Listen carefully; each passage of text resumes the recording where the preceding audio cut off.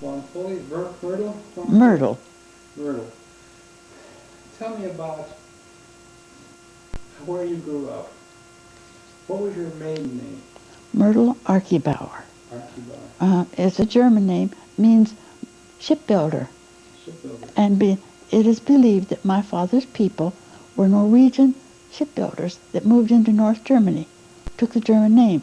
My grandfather came to America when he was 12, landed in New Orleans, went up the Mississippi River, and settled in southern Illinois. And that's where my father grew up. And I visited the house where my father had lived as a little boy and saw the worn steps. There were 9 children. But see, then they moved to Florida in that land shark deal. So you grew up in Florida?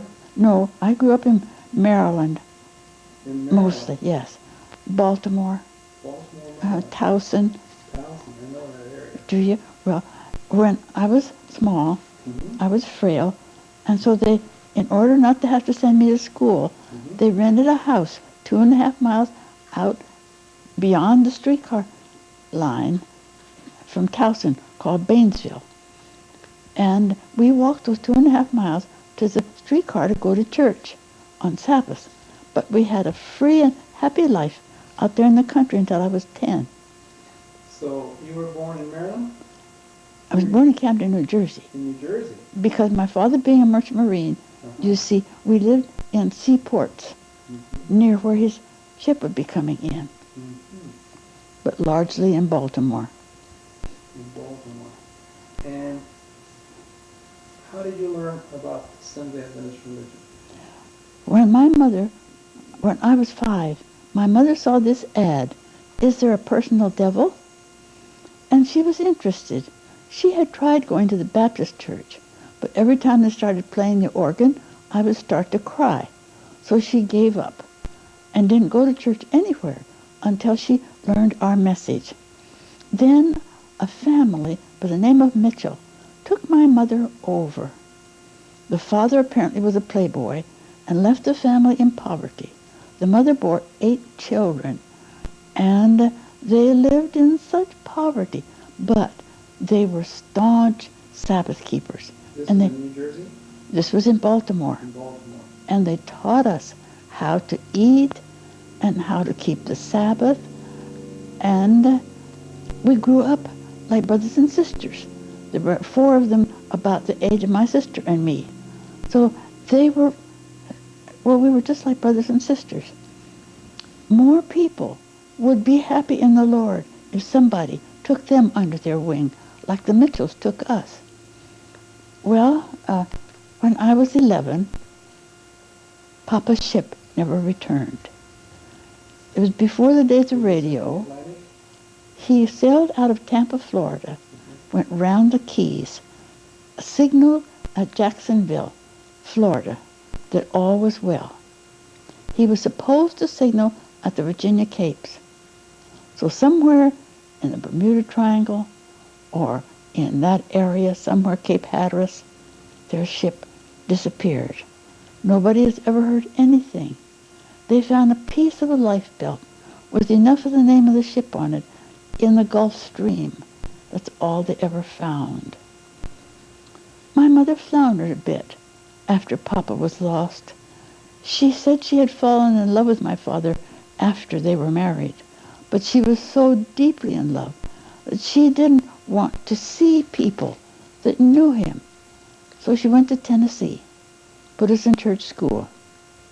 In Chattanooga, Tennessee? Well, 30 miles north at Graysville. It was called Southern Training School. Then they moved it. It's now Southern College near Collegedale. Well, we then went to Colorado to her sister, and Mama found them on the side of a mountain trying to do dry farming in poverty. They were people that had never had the faith to pay tithe. And consequently, they just went from one disaster to another. Now, how many of you were there? Your mother, you, and my sister, sister. Hazel. Just the 3 of us. So Mama said to her sister... You were now a teenager. Yes, I was about 13. Mama said, let's move you to the wheat fields of Kansas. Now that would have been about 1915, 1917. 1970. So we got a covered wagon, and we traveled to Kansas in the covered wagon. And covered wagon with a horse and 2 horses, and then they had a surrey besides with other 2 horses. so it would be you and your mother and your My aunt, and then she had several children, including a boy about 17. And he was the man of the trip. Mm-hmm. We nearly broke the speed limits one day. We covered 48 miles. Wow. 48 miles. So that's the way covered wagons traveled, you see. You went from Tennessee to Kansas. Well, no, we went to Colorado and found the family in poverty and moved them to the wheat fields of Kansas. Then, that was out in the country. By the time we got them settled, it was November. We moved into Haviland, Kansas, to put my sister and me in school. Mama was convinced that church schools were behind public schools, so she told the principal, you better put Myrtle back in the 7th grade because she's been in a church school. Oh, he said, we'll try her in the 8th grade. If she doesn't do, then we'll put her back. I walked off with the county scholarship. Well, of course, the Quaker people became interested and said, we'll educate you through college. Mama said, when you get through, you'll be a Quaker missionary. You won't be a Seventh-day Adventist missionary. So then, by faith, she moved to Tacoma Park and put us in then what was Washington Missionary College, now Columbia Union College. So we attended there. Of course, I had to work, so I went to school in the morning from 7:30 till 12:30. From 1 to 5, I worked in the Home Study Institute. They dismissed school one day for everybody to go in gathering. And I said, well, I can't go, I have to work. So I'll give my week's wages. When I told my mother, she was horrified. How do you think you can pay your tuition, buy your books, your lunches, all your expenses, and give a whole week's wages? The dollar was $1 in those days, so half-time was $8.46. Years went by. Oh no, first, that check, I must tell you. We were paid with lavender checks on Tuesday. I put it in my purse. I didn't turn it in. I broke a 10th commandment. Wednesday, Thursday, Friday, I thought, I can't let Sabbath come on and keep the Lord's money. I pledged it. I went down and handed it in at the business office. As I did, John Schultz said, I have a letter for you. I attended there 4 years, and it's the only letter I ever received through the school. And what do you suppose was in that letter? $20. From an uncle I had never heard from before and lost him for about 15 years. But years later, that uncle took me as his daughter and turned over $18,000 cash besides property. And I said to him, by that time we were established, I said, Uncle, I don't need this. Let's dedicate it to the Lord. So we gave half to the Arizona Conference, half was put at interest. We got the name of an African boy, Reuben Kamundi, from the African Division. He had finished ministerial, no budget to pay his salary. So we dedicated that money. Well, his salary was so low that the first year, the interest on Uncle's money practically paid his salary. Uncle died about 1958. In 1970, by that time Reuben was, I think, head of his field. He was a full-fledged missionary. So there was $1,000 left. They contacted me and said, would it be all right if we used that $1,000 to build a runway in the heart of Africa to save our missionaries weeks of travel through peril and hardship to get to the work in Central Africa? So that money lasted all those years and then built a runway in 1970. That's how the Lord works. Let me break right here. I want to make sure. Okay.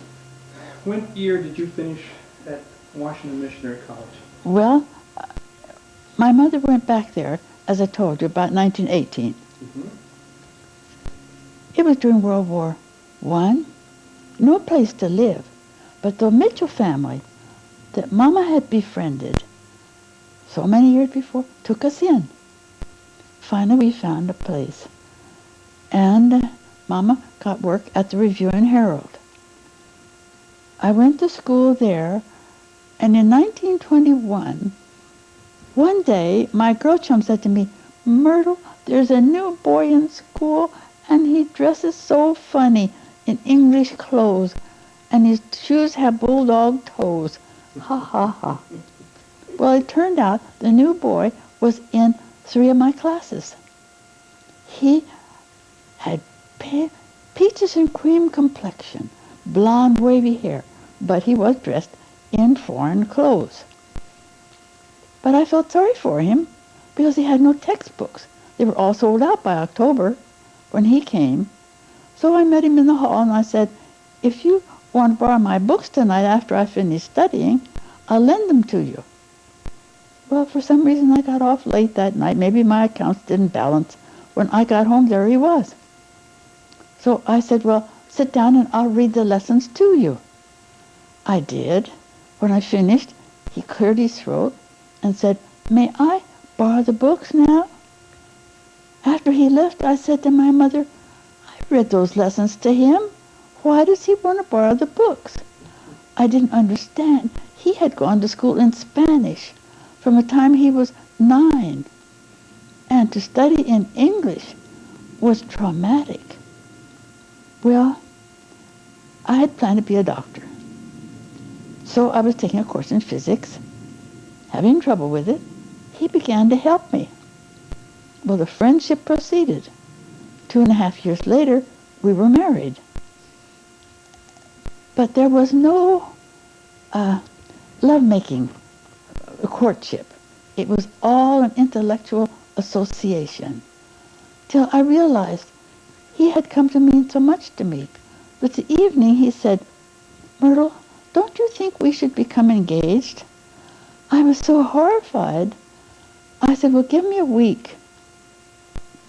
I couldn't tell my mother because I thought, I've hurt that kid's feelings. Thursday, this was Friday night, he proposed. Thursday night, I said to my mother, "I just have to go see Ruth tonight." That was my chum. I went down and said, "Ruth, what do you think has happened? Ernest has proposed to me." "Myrtle, that's wonderful." "Do you think so?" "Yes." First time I realized that I really cared. He had never held my hand. There had been no contact except intellectual association, taking me places, of course. Well, we were married. Now, was he a medical student also? He was pre-med. He was pre-med. But we were sent as missionaries to Guatemala City in 1924. You mentioned he knew Spanish well. Where did he learn Spanish? His parents went to South America as pioneers in 1909, when he was 7. And they were there 13 years. Missionaries went out without furloughs in those days. So he knew Spanish better than he knew English. Oh, yes. Spanish is so much easier than English. No wonder. But, of course, I couldn't even say good morning then. Well, so you went off as missionaries after you graduated from Washington Missionary? I didn't graduate. He did. But he was 3 years ahead of me. So I've had to bone it out since. But anyway, the kids at school, of course, were bound to give us a bad time after the wedding. And when we went down the front steps of Columbia Hall, a gun was fired to let all the people that plotted against us to know which way we went. We went through, what's that park? Sligo Creek Park? The park park down in Washington where you run through the Fords to go through it. Anyway, we went everywhere, racing in cars after us. Finally, we gave up. One car has still followed us, and it was the best man of all people who should have been helping us. There he was. We had arranged to stay at a farmhouse. It was before the days of nice motels and all that. At this farmhouse, just north of the college. So when we got there and pulled in, here came my brother-in-law, the best man. Oh, now, he said, let me go get the crowd. Ernest said, just a minute, Lawrence. See there behind the barn is my car. By the time you get the crowd here, we'll be in Baltimore.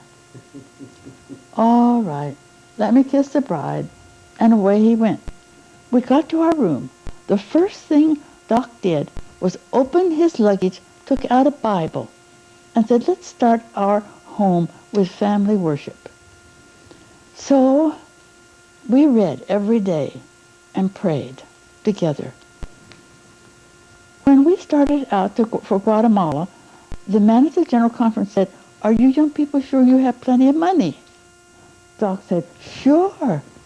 I didn't know, innocent as a child. Of course, it was travel by train to New Orleans. We had to wait for the boat. We got to Puerto Barrios in the afternoon late, which meant we had to stay in a hotel, a shack, comparable to a chicken coop almost, $10. Back in those days. $10 each for the railroad fare. The train ran only in the day, so we had to stay overnight. So that was $30. This would be 1921, 22? 24. 1924. We had 20 cents left for food and water for all day. That morning, my hubby picked up the Bible and began to read Psalm 37. When he came to verse 3, trust in the Lord and do good, so shalt thou dwell in the land, and verily thou shalt be fed.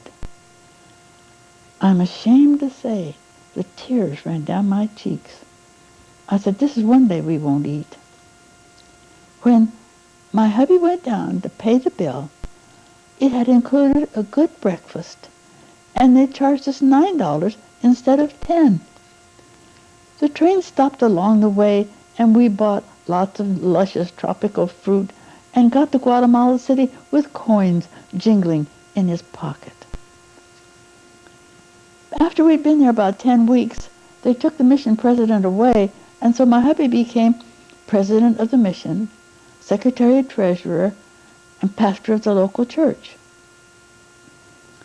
One day, he came in March. We'd gone there in October. He came in March. About 3 o'clock, we sat down to eat.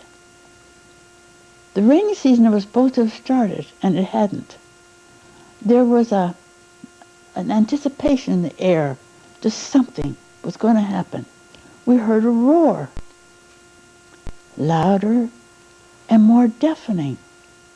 I got up and looked out the window, and I said, it's a tornado, and it's right upon us. So we dropped on our knees. No time to shut doors or windows. My hubby prayed a short prayer, and I presented a check on God. I repeated, you have promised he shall give his angels charge over thee, to keep thee in all thy ways. They shall bear thee up in their hands. There was a crash. The house was shaking. They shall bear thee up in their hands, lest thou dash thy foot against a stone, expecting every minute to be picked up, but hoping that the angel set us down gently somewhere. But the noise died away. We went out. There, at the edge of our yard, 2 huge silk oaks had been snapped off. Apparently, in the middle of my little prayer, turned a right angle, went across the street, tore down a cantina, all the bottles and adobe blocks and everything in a heap, and went off into the barranco and dissipated itself. That's the way the Lord worked. This happened while you were in the mission field in Guatemala? Yes, that was in October. I beg your pardon. We went there in October. This was in March. Well, in August, we were transferred to Mexico City. So we left by train. By that time, Ernest Jr. was born in Guatemala City, May 19, 1925. When we got to Suchiate, we had to go across the river in a little boat that divided Guatemala and Mexico. We arrived on the other side. Their siesta was from 1 to 3. Guatemala was 12 to 2. So we had to wait an hour. They said, you all have to be vaccinated. Doctor said, if they vaccinate my baby here, I'll go back to Guatemala City first. Because they lined everybody up, used one little scratcher, and went down without any disinfectant, and scratched the people and put the smallpox serum on. He was walking around waiting for that hour to pass, and he saw a sign that said, infants 4 months and older must be vaccinated. Ernest Jr. was 3 months and 3 weeks old. So we missed it by a week. Every night the train ran only in the daytime. At night we had to find a place to stay till we got to Veracruz. Then there was a Pullman. But oh, the way the people looked at us with a baby. They were sure he would keep them awake. But that baby was the quietest baby you ever saw. Well, we spent a year in Mexico City. Doc was in charge of the training school, and I worked in the mission office. Ran home at noon to feed the baby and back again. Would it be 1926, 27?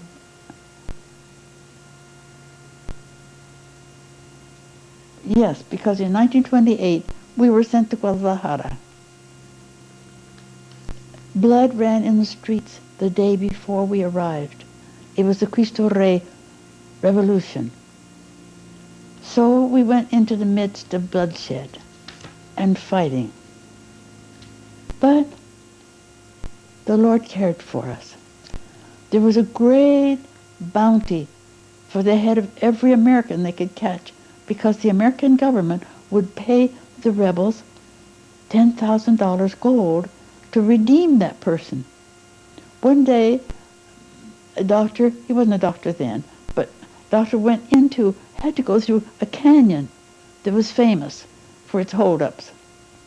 Well, he had learned one thing: don't let somebody follow you. So he drove around on the plateau, took some pictures of a little boy herding goats and so on, till he waited till 2 cars went ahead of him. Then he went in. When he got near the beginning of the canyon, one of those cars had stopped. They were having their lunch and filling the radiator from the river. So he went on through to the next town. When he got there, they stopped him. And the Presidente Municipal said, "Who did you see in the canyon?" "Nobody." "What did you see?" "Nothing." While he was standing there talking, the other car drove in a cloud of dust, slammed on their brakes, and got out. They had been robbed and stripped. Both cars, one ahead and one behind. And here was this blonde American that was a prize for the rebels, had gone through and seen nothing. Had God put his hand over him? Now, at that time, he was still in Mexico, but he was A minister. a minister? He was ordained to the ministry in 1929. And But you were transferred back to Guadalajara from there in 1928. yes, we went to Guadalajara in 28. Then it was time for our furlough. And since we were only so young and the other workers were all older, they said, "Would you mind staying over and letting some of the older workers go first?" So we What is a furlough? a sabbatica, a year of a sabbatical. We were sent out for 5 years the first time. We were supposed to come back then for 7 months furlough, Right. but we didn't. We stayed over. The older people could go first. Yes. So we stayed 7 years. Then we were due a year's furlough. We came home. By that time, the Lord had given us Ellen. She was a frail little flower. 15 months old. She started talking at 8 months, but 15 months old, she still didn't walk. Wearing the first size baby dresses. So they suggested we not go back to Mexico with that frail baby. There was an opening in the medical class. So they took, Medical class where? at Loma Linda. At Loma Linda. So they took Doc in. And that was 1931. He started medicine. He was 29 years old. His older brother, who was ahead of him in medicine and had come fresh from the university, looked down his nose at him and thought that Doc wouldn't make it, you know. And turned out that he was second highest in his class, which surprised his brother. And then when he took his D&B examinations at the end, which are the hardest in America, he scored second place in America in pharmacology. So This would have been what year? he finished medicine in 1936. 36. Then we went back to Mexico. Of course, that's where our hearts were. We went down into self-supporting work near the Yaqui Indians in Sonora. And we loved it. We were happy. But my hubby, with the ability to speak language the way he did, the native people said he must be muy sabio because he spoke such good Spanish. He began drawing patients. This was in Sonora. He had patients coming from Guadalajara. It made the other doctors so jealous that they had our license canceled. And they were in the middle of an operation when the notice came. They fined them a big fine for finishing the operation. So we moved to Arizona. We landed in Tempe September 17, 1937, and put up his shingle. And of course the Lord blessed. Where was that location where you started? It was in the Casa Loma Hotel in Tempe. Mm-hmm. At that time, was Arizona State University there? Yes, then it was Arizona State Teachers College, I believe. They changed it to university later. Well, after a few years, Doc had patients at Good Samaritan, St. Joseph's, and Mesa Southside. He felt that a patient that had surgery should be seen at least twice the first day. So he was running back and forth, back and forth. Well, this is no good. We have to have a hospital in Tempe. So March 2, 1944, we opened Tempe Community Hospital. 10 beds. Thinking it would be a long time before it would fill up. Filled up the first week. We had to move the dining table out where we were expected to help to eat and put a bed in there. So the Lord blessed. Now, what year was that? What location was that? Where was that hospital located? Where it is now. Mm-hmm. It's called St. Luke's now. At the Mill Avenue? Yes, 1500 South Mill Avenue. And that property he bought, or how did that work out? Oh, that was another miracle. We heard that property was for sale. It came through an attorney in Phoenix, a big bombastic fellow. And the problem then was during the war was to evacuate the people that were there and make them move because there was a house on the place. 7.5 acres. And they were asking $9,500 for the house and the land. It belonged to a widow in Ohio, and the sales agent, real estate man in Tempe, had made her feel that the property was really not worth so much, and he had relatives of his living there on a low rent. But it happened that those relatives of his were patients of Doc's. Well, we went in, I went with the attorney to go to the rent control to get permission to have those people moved. He said, now you've got to tell them a lie. You've got to tell them that Doc's working too hard and he needs that place for a place to rest and so on. I went home for lunch, told Doc, he said, if you have to lie to get it, don't buy it. So we went back in the afternoon. He walked in like he owned rent control, right up to the head manager, and he began to tell his story. And I said, pardon me, we want that for a hospital. Do you mean you really want to take emergencies there? I said, yes. Oh, you can have them out in 30 days. And the people, because they were friends, moved out in 7 days. So by March 2, 1944, we opened the hospital.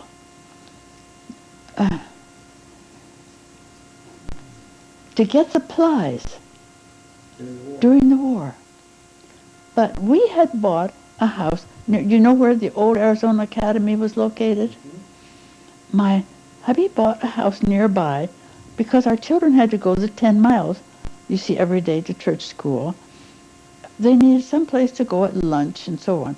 So we bought a house close by for the children to be able to run over there and let my mother live there. Well, we didn't need the whole house.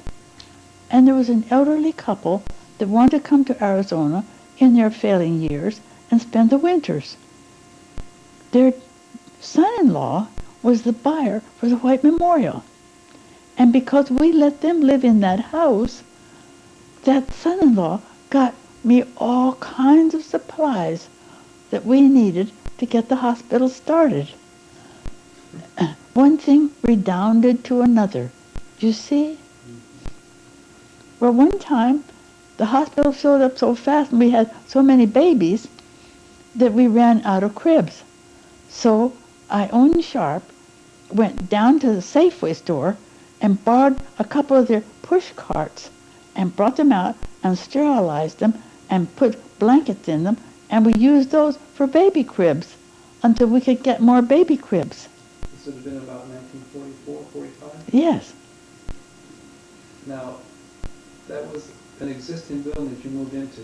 Yes, and we began remodeling it and adding to. Can you take a break right now? Pardon? Would you like to take a break? You need some water? Or are you okay? No, I'm fine. Okay. It's so interesting. So interesting. Naturally, when we brought in more help and Adventist help, we began needing a church. Well, one day, we had a dear old pastor, Eldridge, Paul Eldridge's father, and he combed the town. He could not find 2 lots where we could build a church. In Tempe? Yes. One day I ran downtown on an errand and parked in front of the old post office building, and something said to me, go into that real estate office. But Lord, I'm in a hurry. Go into that real estate office. So I went in. I told Mr. Ashley, we're looking for lots for a church. I have just what you want. And you know where the church is located. 2 lots, $1,500 apiece. Well, the chairman of the city building ordinances said, he was a patient of Doc's, Miss Pohle, why don't you buy those lots? If it's a matter of money, I'll put the money down, and you pay me later. So I paid him $100 a month for 30 months. And that way, we bought the church lots. We started digging the foundation Labor Day, 1949. Art Wallman, who was an architect for Lesher and Mahoney, drew us plans for a simple church. Well, there was a man up the street whose house protruded beyond the building line, but he got the neighbors together and said, you don't want an Adventist church in here. They might rope the streets off and have a dance here. So people became frightened, and they signed a petition. They hired what they felt was the strongest law firm in Phoenix, a Jew, a Protestant, and a Catholic. We'll get them. We'll make them pay $750 for mental anguish for having started a church here. We had to go to court. Well, I went through that whole tract. He was trying to apply the tract rules to us. No church in there. It had said no businesses. But a church is a house. It's a house of God. Well, anyway, I got all the material together, photographs of places where he had broken the rules, and so on. Then I went to the pastor with it. I said, here's the material. I'm not going to court. I have a sharp tongue. I'll hurt somebody. Oh, well, I'll get Dr. Pohle to do it. Took it to the doctor. I'm not going to court. You have to go. I've never been able to fight in my whole life because I run such a low blood sugar that if there's a fight, then my jaw begins to shake. So I always have to just say, have it your way. We had, before clothes dryers, a wire clothesline out back of the house. When I was in trouble, I used to go out there at night and hang onto that wire clothesline and tell God my troubles. Lord, you know I can't go to court. Now I know how to solve it. I'll get the material ready. The day of the trial, you send an angel in there in the form of a man that will go on the witness stand. I felt such peace and security. I knew God was going to do it. So we went to court that day. Courtroom was packed with praying Adventists. So full that my husband and the conference president at Arrestad and our administrator had to stand up against the wall. I kept watching the door. The attorney for the other side, who had been a judge, came walking in there like he owned the world, and he came to our attorney, who was a gentle, quiet Christian man. He spat something at him and went and sat down. And our poor little attorney came over to me and said, Mrs. Pohle, I suppose you know we may lose this case today. I said, yes, if we do, I'm going to turn that into an orphanage, because I always wanted an orphanage anyway. So he sat down. The gavel went down, everybody stood up. The judge walked in. He sat down, everybody sat down. Ringing through the courtroom, and me watching the door for the angel, Mrs. Pohle to the witness stand. In that instant, God did something. I don't know what. I wasn't afraid. I went up there. I was on the witness stand all day long. And we won the case. They were so angry that they carried it to the Supreme Court. What they did was they bullied our judge and made him back down. And we had to take it to the Supreme Court. That nobody could bully a judge. So that's where the church is today, to the glory of God. Well, as we opened the hospital, wonderful opportunities began to come for soul contact. One day I walked into the maternity ward, and one of the ladies looked up and said, Senora, you haven't blessed my baby. I've been praying with the mothers that God would give them wisdom to rear their babies in the fear of the Lord, and word had gone out. And they knew when they came to Tempe Community Hospital, we called it Tempe Clinic Hospital then, they knew that their babies would be blessed. Now this is mostly lower middle class poor people that are coming to the hospital? No, we had people of all classes. One man who was one of the most, I wouldn't dare tell you his name because too well known in Arizona, an attorney. He and his son were in politics. And his son was running for some state office and was killed accidentally, somehow. So I stopped by their home one day and prayed and left. That attorney never forgot. He dropped me a card with just 3 sentences. You came, you understood, you prayed. Well, sometime later, when the man was 84, he was brought into the hospital with a ruptured appendix. Well, by that time, of course, anytime there was any crisis or any emergency like that, they'd call me to go out and pray. I went out and prayed.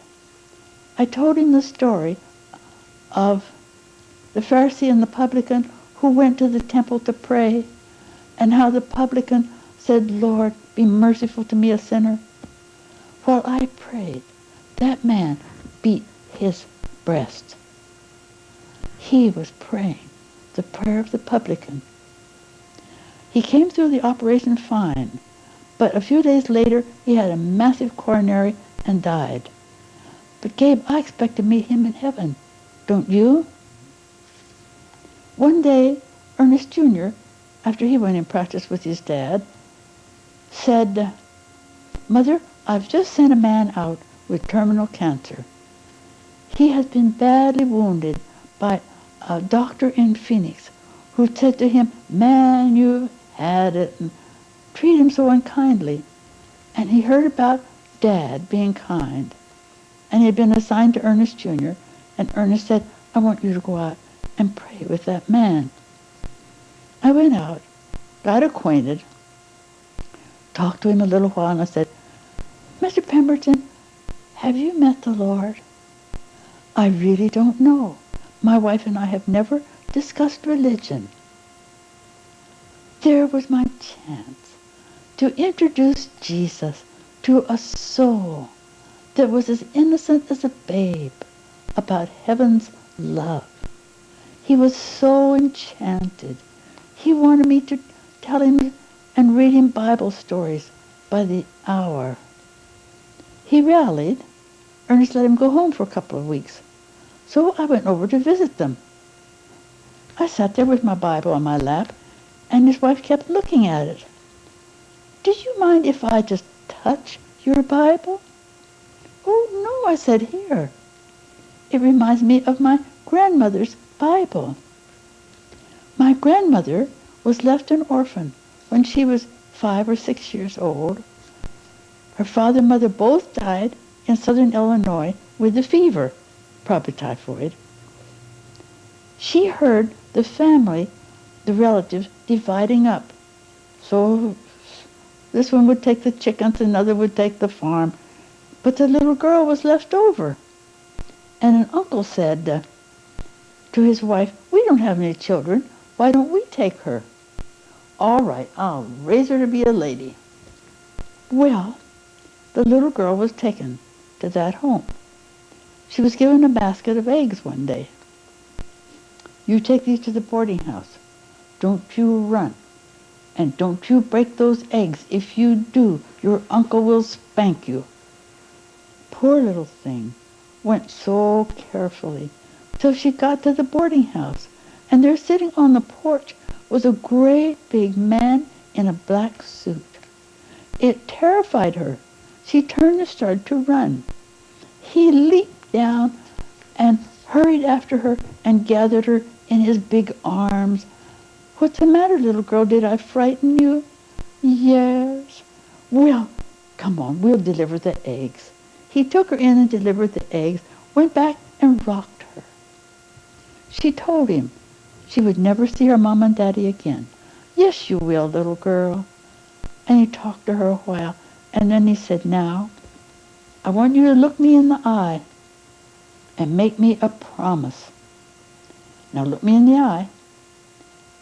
I'll never tell a lie. She said, I'll never tell a lie. All right, he said, you've made the promise. Now I'll carry you home. When he got to her home, here comes this aunt. And who are you carrying my niece? Abraham Lincoln, madam. I'm debating Mr. Douglas tomorrow. I had a story directly from Abraham Lincoln to that family. And they were so in love with Jesus. And so when the end was near, he said, promise me, when I die, you won't move my body until Mother Pohle comes out and prays over me.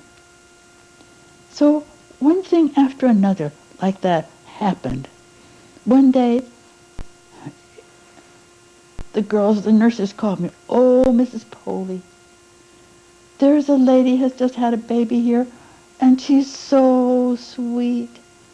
And the man that has come to get her is so drunk he can hardly walk. Oh, I said, tell him I need to see him. In the meantime, I called the police. We had a wonderful policeman on the beat at that time. He drove up. We went out with the baby in their arms, and he talked to them. He had 3 or 4 I think, small children in the car, and this baby, I think, was the 5th. He said, how much money do you have? They had $5, between them starvation. Well, he said, Mrs. Pohle, I'll tell you what let's do. I'll take him, and you take her and the children, and we'll take them home. We got as far as the Greyhound racetracks, and he stopped. He said, this is the end of my beat. But he says, I've talked to the man, and I'm sure he isn't dangerous. Put him in the back seat of your car and take them on home. So I did. When I saw where they lived, in such poverty, mud, I began to mother the family, of course. Well, What year was this thing? I really don't know. It had to be In 1950? about 1950, 55, along in there. I could find out if you needed to know. I'm just curious because now you took them home in the valley here, it'd be Yes. towards Baseline Road, or which way? It was near the railroad tracks and about maybe 40th Street in the area, poverty. So, We lived on 32nd Street, just north of the tracks. I know that area very well. well, I know the poverty that was there. I remember the houses, they were straw, they were cardboard houses. well, the little children got it in their minds that if anything happened to their mother, they were going to come and live with me. So they grew up with that security that they had a home. But the father, when he would get drunk, would beat them, especially the oldest boy. That boy rebelled. He got into bad company. When he was probably maybe about 18, one night he went with a group into a bar. There was a fight, and he got caught in cross shots, got the bullet in the head, and that was the end of that boy. But the others, Doc delivered 8,950 some babies. And word went out, of course, that there would be unwed mothers. We had a little house next to the medical center where we would let some of those girls stay. And then Mrs. Butheris, who was the wife of the conference president, and I, with counsel from George Smith, would place those babies in good Christian homes. Well, It was like a little adoption agency. it was like an adoption agency. We bore all the expenses. I took care of phone calls and investigations and all of that. But we did charge each adoptive parent $25 for placing the baby. Mrs. Butheris and I had about $400 in that account. And so we used that money to send those children. The name was Lizarraga. They called it Lizarraga, but it's Lizarraga. We put them in church school with that money. And then Elder John Stevens helped to keep them. Today, the oldest one, Joshua, is pastor of a church in Indiana. The next girl is married to a pastor in Oregon or Washington. The next girl is a nurse, I believe. They're all in the church. There was one, Rachel, that was born at our hospital that didn't grow. She's probably not more than 3.5, 4. I don't know. She's tiny anyway. She's not a dwarf, but she's tiny. She married a regular-sized man and works at St. Helena Sanitarium as a secretary. Every one of those children serving the Lord. Now, is that the same Lisada family that comes to visit my mother? Yeah, That's the same family. same one. Because the father is still living then. Part of the time he's been in 24th and Van Buren. I know. And she is very, very studious. She's always giving Bible studies. Yeah. She just had heart surgery a few years ago, I think. She had what? Heart surgery? Yeah, Oh, she did? She told me just this week they must be on welfare. Because when she gets her check, she goes to the Book and Bible House and buys these little packages of tracts, 100 of them each month, to give out. She still has that vision, and God has repaid her with the souls of all her children, except the boy that was shot. Let's take a break here. I want to make sure everything is working. Okay. How long were you and Doc married? Like 6 weeks of being 54 years when he died. He had cardiac arrest. But last June 29 would have been 70 years. But it pays to stay by. The devil hates a happy home. And he works. But God works harder. So, he worked as a physician. You worked as a missionary, doing things like establishing these little homes for the unwed mothers and helping with the hospital and starting the Tempe church. And foster children. And foster children. How many foster children did you have? Well, I got to wondering this morning because I thought, suppose you asked me. First of all, during World War II, you know, they expected Los Angeles to be bombed. And so they sent the scouts around in Tempe to find out how many bedrooms could be spared to put displaced people. And Jimmy Harden was sent out as one of the scouts. His mother had died when he was 6 months old, and the neighbor lady had kept him. She told him nobody wanted him, that his family didn't want him, and sometimes she was good to him and sometimes she was awful. The neighbor said they could hear her screaming almost a block away. But Jimmy was so brilliant and so active. Well, he was the scout that came to our home. They attended church in Phoenix. There was no church in Tempe then. So Ernest Jr. sat him down. Ernest was probably 17 then. He said, Jimmy, you ought to be in a Christian school.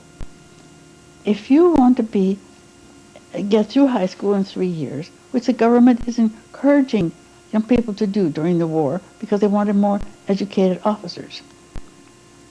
Enroll for algebra for the summer and have my mother put you through it. And the next summer take another course and you'll get through academy in 3 years. So here comes Jimmy with an armload of correspondence materials. Well, I hadn't tutored him long when I saw the kid needed a mother more than he needed algebra. And I began mothering him. He started calling me Mom by the time he was 14. This is during the Second World War? Yes. Well, there were 2 boys that were trying to go to the academy. They couldn't afford it. This is the Arizona Academy? Yes. And I guess by that time, it must have moved out to Thunderbird, hadn't it? I don't remember the date. But anyway, these boys were living in an old trailer on a vacant lot near our office. batching it so they could go to school. And So- your office then was in Tempe? Yes. Okay. Oh, the way we got that office was a miracle. I want to hear about it. Well, Finish this one first. there's too much to tell you. I know. But anyway, believe me, when I went to register the deed, the city clerk said, "Would you mind telling me how much you paid for those lots?" I said, $2,200. I offered $2,000 for them 20 years ago, and they wouldn't take it. Well, anyway, these two boys, Harry and Dale, Harry Darby and Dale Lodge, were living batching in this. But we had a back bedroom with bunk beds, 2 single beds that could be made bunk. And so we just locked that off, gave it to the boys. They lived with us, ate with us, but they had access to the bathroom, the back bathroom and kitchen and all that without going through the house, because we still had the teenage girls at home. Well, then after the, Teenage girls? There were more than one? I thought we it had Evelinda was- oh, besides okay. Ellen. Oh, okay. Uh, Where did Evelinda arrive? Was she in this country when she was born? 'Cause- Evelinda was born while we were in medicine. uh-huh. So we had 3 children, 3 countries. I see. Okay. 3 children, 3 musicians. Uh-huh. When Evelinda was a baby and something displeased her, the noise that could come out of that little mouth, I used to laugh and say, "I think we have an opera singer here."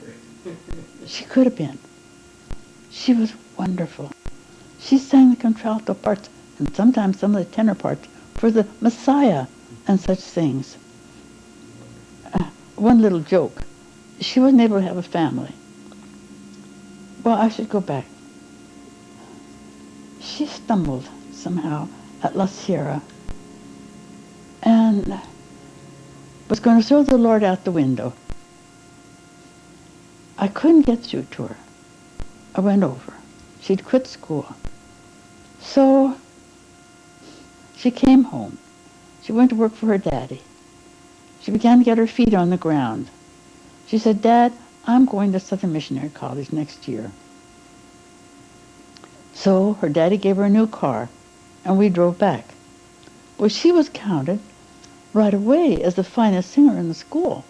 So she was chosen to sing for graduation in the spring. In the meantime, she had become engaged to marry Delvin Littell. Well, his family were coming to meet her, and she was singing for graduation. She wanted to do her best. Just before she went on the platform to sing, the voice teacher met her outside and said, "What do you think you're going to do today? You haven't been to me for help." Well, she said, "I went over with my accompanist." "No, but that's a hard piece. You can't do that. What do you think you're going to do?" She said, "Mother, I ran down to the basement and prayed." Then she went up and sang. When she came off the platform, the first one to meet her was the voice teacher. "How did you do it? How did you do it?" "Well," she said, "we had a record of that, sung by John Melton, since I was a little girl. When they were learning a piece, or Ernest Jr. was learning something, I'd buy the record, and they'd endeavor to imitate it." So then they went through medicine, of course. Tell me about Martin, Mr. Harden, Jimmy Harden. You were just finishing up with that story. Well, after Jimmy came Ronnie Dale. Ronnie's mother was doctor's receptionist, and she thought she was going to die. What am I going to do with my children? Well, I said, put your children, she had 3, in homes where you think they would adjust well in case you didn't recover, and let me have Ronnie. So she did. Ronnie was such a darling child, and he was going to be a minister. We loved him so. One day he came home from school and he said, "There's a new boy in school." Oh, he's riding 13 miles a day through Okima to get to the church school on an old bicycle. Well, something told me that child's undernourished. I don't know why. I guess the Lord just whispered it to me. So I went to the grocery store and bought a big bag of V8 and apricot juice and all the other grape juice and all. Asked the teacher to give him one each lunch time. Then he was tall for his age. He went out on the playground. And the principal told me afterward he was having so much trouble with fights on the playground. And when a new boy came, a little fellow walked up and called him a nasty name. Jim's big brown eyes flashed. He said, "Call me that again."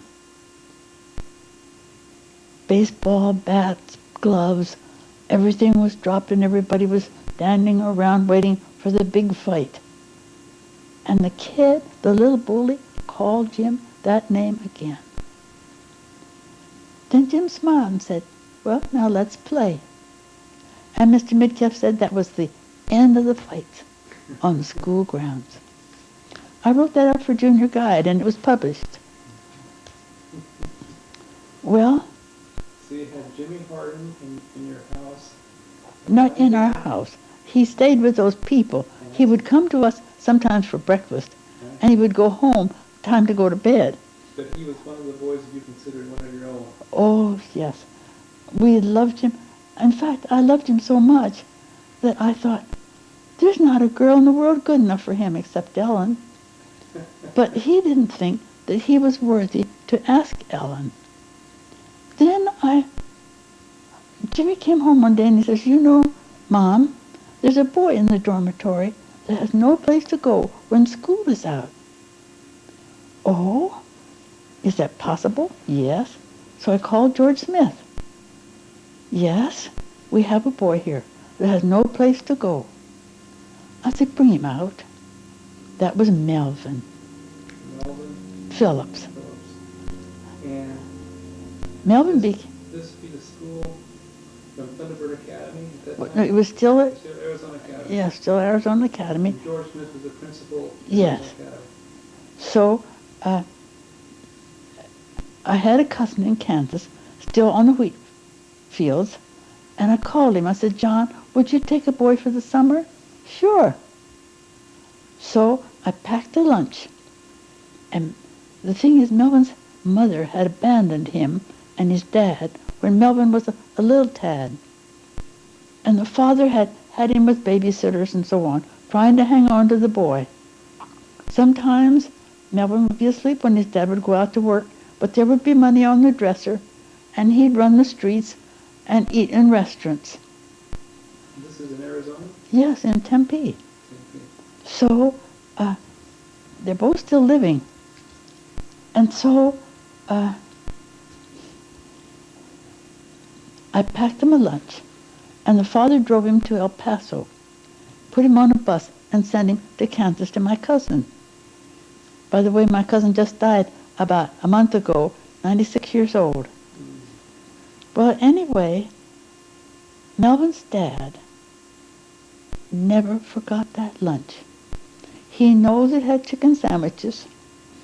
I suppose it was Natina. But anyway, that lunch has grown in his mind to where he can never repay me. I have chocolate candy in there right now. He keeps me in treats and fruit. And when I was living in the retirement home, here would come great boxes. And one time the box was so heavy, and they brought it to me and said, "How can this be so heavy?" It had a whole stack of silver coins in it. He is always trying to repay me. But Doc was a good mentor. He got up in the morning, made his own bed, put away his own slippers, hung up his own bathrobe, went to breakfast, or came out for breakfast, went to the hospital every morning. 7:30 surgery must start. He went to bed at 10 o'clock at night. If we had visitors, he'd go to the bedroom and slam the door to let people know it was time to go home. But he lived a life that the boys imitated. You see? Well, Who, oh, I was going to tell you about the children. Ronnie told us about this new boy. So I said, well, bring him home for dinner on Sabbath. Here he came, coat sleeves, pant legs, making of a big man. We liked him. He was quiet, refined. But when we went to take him home, down through Okema, you know, down Broadway, they lived the first house beyond all that. Wasn't much of a house. But anyway, he said, I dread going home on Sabbath because I can't keep my mind on Jesus. He was the only Adventist, you see, in the home. He had learned it in Oregon. They picked cotton in Arizona in the winter, produce in Oregon in the summer, and a neighbor had taught him. And that man must have been a fine Christian, because they say you can't lift anybody higher than you are yourself. And Jim was such a beautiful Christian. Well, I said to Doc on the way home, a boy that wants to serve the Lord that much ought to have a chance. So I said, Ronnie, invite him to spend the weekend.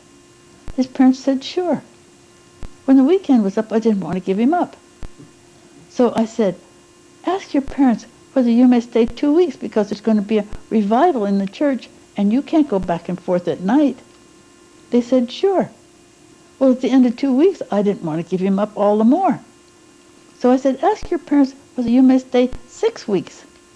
They said, sure. Nothing has ever been said about his going home. Later, Doc baptized his father. His mother had been baptized in the Baptist church, so she was taken in on profession of faith because we loved them. And I found her to be the most unselfish person I think I've ever met. Think of giving your child up because you know he has an opportunity for an education. And Jim had such a pleasing personality. Jim Simpson. He would say, you're awfully nice if you do something for him, you know. Every morning we knelt by the breakfast table, well, it was dining table, and would pray together. And he would start out for the day on the school bus, rode the bus to Thunderbird. One day he called and he says, Mom, I never would let them call me Mother because I said, I didn't bring you into the world. That's not my right. But I was Mom. The bus is broken down. Could you come and get us? I said, sure. I went out and he brought a new boy along with the others that came to Tempe. That kid acted a fool. So I said, Jim, I don't want you associating with that boy. Now, Mom, all he needs is somebody to understand him. Well, he brought the boy home. Come to find out, he had been adopted, and then the people had had 2 children of their own, and he felt out on a limb. And so he acted a fool, you see, to get attention. One day he was at our house, and somehow or other, I was playing the piano, he started to sing.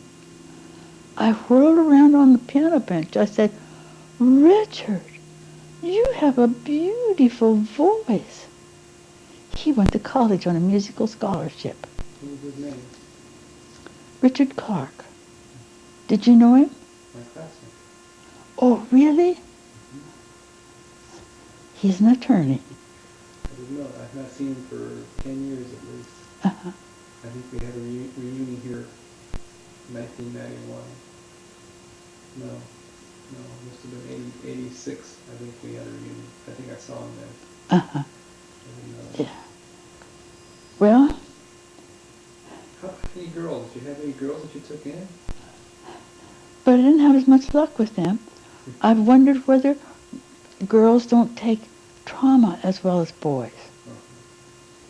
There was one, you remember in the olden days we went in gathering at night? Mm-hmm. Can't do it anymore, it's too dangerous. Yeah. But we had, one of the members had a big flat bottom truck. Mm-hmm. He'd take the sides off. We put a little portable organ on. and Bert Boundy's mother and I would take turns playing that organ, and the rest would sing, and then they'd put people off to solicit. They put me off by the Arizona Canal, by the Watson Flower Shop, to go down that dark street. There are 2 blocks in there. The dogs came after me. Jimmy told me afterward, he said, Mom, if the dogs come after you, you know there's a soul on that street. The devil doesn't want you to find them. Well, there was a girl, we got off that street, and a boy. He was only about 14 at the time, but his mother was so gracious, and I gave them Bible studies and lost track of them. He went into the Marines, finished, came back, was going to Tempe University, highest in 200 in chemistry, came to church one Sabbath, and he said, I want to go to Loma Linda to take physical therapy. Will you help me get in? Well, I said, if you're going to Loma Linda, you probably ought to know what the Adventists teach. Fine. Every Tuesday evening he came for Bible studies. Such brilliance, such comprehension. He gave himself to the Lord, 100%. Well, anyway, I also got a girl. Her mother abandoned her in Tempe with 85 cents. Went off and left her when she was about 16. She had a peculiar type of anemia. The doctor was treating her. He knew what the problem was. Her spleen was eating up her red blood cells. Well, we took her into our home. She had been so abused. She said her mother had actually dragged her by the hair. She knew nothing but, you see, expecting a fight. I was trying to teach her to drive. And she made a little mistake of some sort. And I said, honey, you don't do it that way. You didn't slap me. Well, she kept the home in such discord. You see, because she was offended at everything. So we put her in the dorm at La Sierra. Didn't know what else to do. She didn't get on well, but she did marry a fine man. And they had a baby girl. When the little girl was 9 years old, she called me one day. She said, would you take Vivian? I said, sure. So she put her on the plane. What a little lady. We loved her. Well, then she became jealous of Vivian's love for us. But Vivian has grown up, is a nurse at Loma Linda. One day she said, Grandma, I want to bring my children so that they'll know that they have a grandma. But the other girl went to Canada, no forward address, blotted out her past, she wanted to become a psychologist and make the world over. So I didn't hear from her for years. So that was the problem with girls. They didn't do or keep up with us like the boys did. There were other girls, but there's one. From 1956 to 64, Doc was the medical secretary for the Inter-American Division, and we traveled to the different hospitals. When we were in Jamaica, we stayed with a family that there was one little girl that sort of sidled up to Doctor's chair and stood next to him. And Doc looked up at her and smiled and said, I think we'll have to take you home with us. Would you? The mother said. Would you? Well, come to find out, she was a problem child with them. She wouldn't study. She wouldn't cooperate. And I guess the mother was the type that screamed at the children or something. Anyway, we brought her home with us. She is one loyal little granddaughter. She's serving the Lord. She's had her ups and downs. She married out of the church, and the man left her with 2 children. But she said, she says, my son and I were baptized, it was several years ago now, But she keeps up, and she says, Grandma, will somebody let me know when you die? So, What's your name? Carol, Crole, Carol. She lives here? No, she lives someplace near Atlanta, a little suburb of Atlanta. Do you remember her last name? Blair, Carol Blair. I think you need to rest. I think Probably that. you probably need to rest a little bit. Your voice sounds as if you're getting hoarse. Am I getting hoarse? Are you? I mean, it sounds like it. Are you? One thing that happened to me this week, Mm-hmm. I have to take about 10 pills every morning, and one of them stuck in my throat, Oh, and I couldn't get it up or down. I know what's happening with you. And someone says it changed my voice tone. It's a raspy message. Want to rest a little while?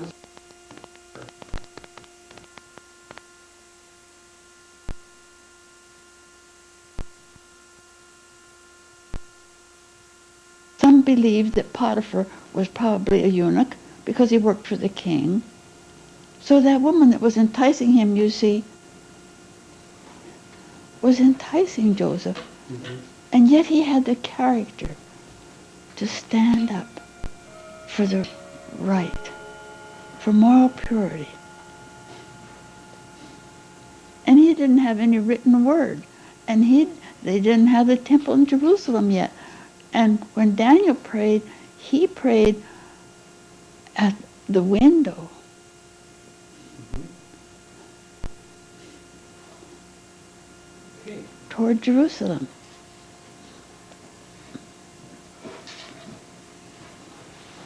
You're at the bottom of the tape.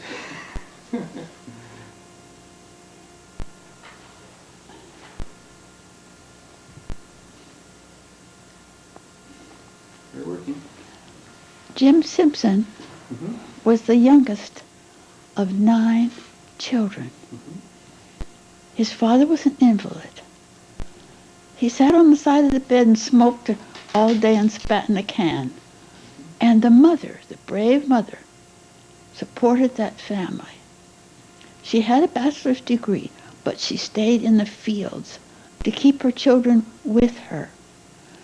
She welded ships in San Francisco during the war while she carried Jim. Then they went to the cotton fields in the winter and picked cotton in Arizona. Then they went to Oregon in the summer and picked produce. The father was able to drive, but he wasn't able to work because he had asthma so badly, and smoked, of course. Mm-hmm. One night they had driven as far as the dad could drive. So they said, well, we'll just stop here and sleep. They all piled up in the car, but they took Jimmy, the baby, wrapped him in a blanket, and laid him on the side of the road by the car. In the morning, when the girls woke up and looked out the window, Ma, there's a coyote licking Jimmy's face. So that's the kind of life. By the time he was 6 years old, he was driving a tractor, helping to harvest. When we tried to make up his school records, he hadn't been in one school a full term. Just here and there, here and What year there. was this that you were trying to, you finally got to working with Jim? How old was Jim then? Jim was 13. Jim was 13. So he'd been through grade school at different schools. Yes, all the way through. Then, when he was 13, that summer, for some reason, they left him in Oregon and came back to Phoenix without him. And a neighbor, who must have been a wonderful Christian, taught him to be a Seventh-day Adventist through and through. His sister and her husband were there, and they also were baptized when Jim was. One Sabbath they went to church. They didn't have anything at home to eat, so they said, well, we'll eat in a restaurant. That 13-year-old sat hungry in the car. He wouldn't break the Sabbath by going in to eat in a restaurant on the Sabbath. So when he came to Phoenix, they lived on, pork and all other things. And he found an old bicycle, and by faith rode 13 miles through down Broadway, Okema, that colored section, to get to Tempe Church School. On faith, that kid registered, not knowing whether there would be money to pay his tuition or not. We were keeping Ronnie Dell at the time. Ronnie says there's a new boy at school. So, Sabbath, Ronnie brought him home. We liked him so well. When we went to take him home, driving down through that black area of Phoenix, he said, I dread going home on Sabbath because I can't keep my mind on Jesus. I go in my room, which was a lean-to their house. I go in and read out loud so I don't hear the television and the noise. On the way home, I said to Doc Pohle, a child that wants to serve the Lord that much ought to have an opportunity. So we said, Ronnie, invite him home over the weekend. Ronnie did. By Sunday night, I didn't want to give him up. So I said, there's going to be a revival at the church for 2 weeks. Ask your parents whether you may stay. They said, sure. At the end of 2 weeks, less did I want to give him up. So I said, ask your parents whether you may stay another 6 weeks. They said, sure. Nothing has ever been said about his going home. He became our boy. He studied. I was used to helping the other children with their lessons. We had a nice setup for him for studying in his room. But I said, don't you want me to help you with your lessons? No, thanks. He didn't get into school until October or November, and he finished almost valedictorian of the class. He just missed one little thing. He couldn't spell. But other than that, he would have been valedictorian. So then, of course, we put him in Thunderbird. Mm-hmm. At Thunderbird, he rode the bus. Mm-hmm.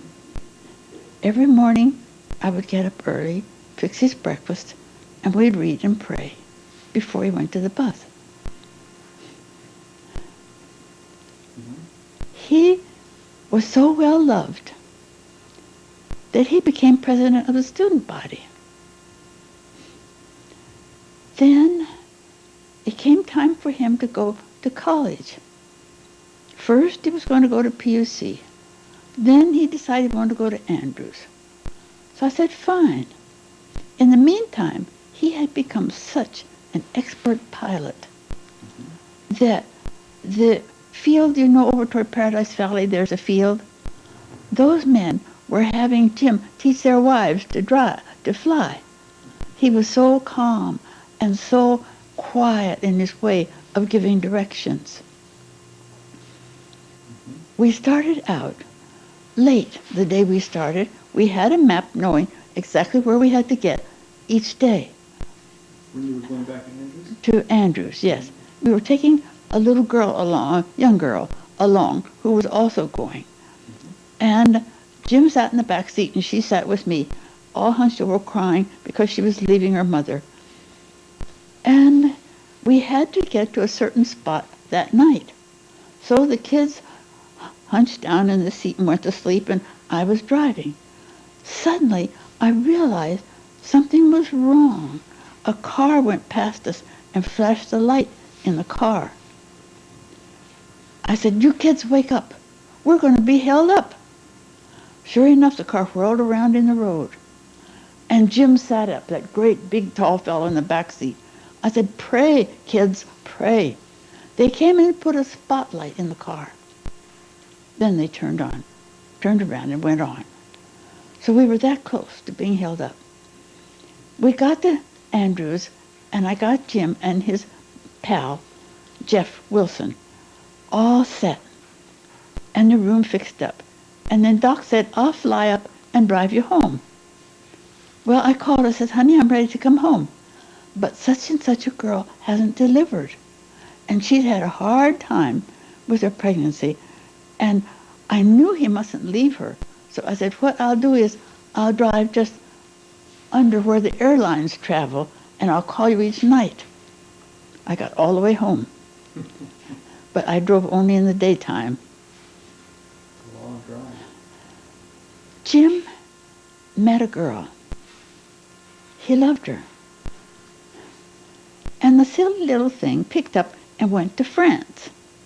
Well, he was feeling so sorry about it that I said, well, if you want to keep contact with the family, why don't you date her older sister until she gets back? Well, by spring, he and the older sister were engaged. And that was Nancy. And they took medicine together.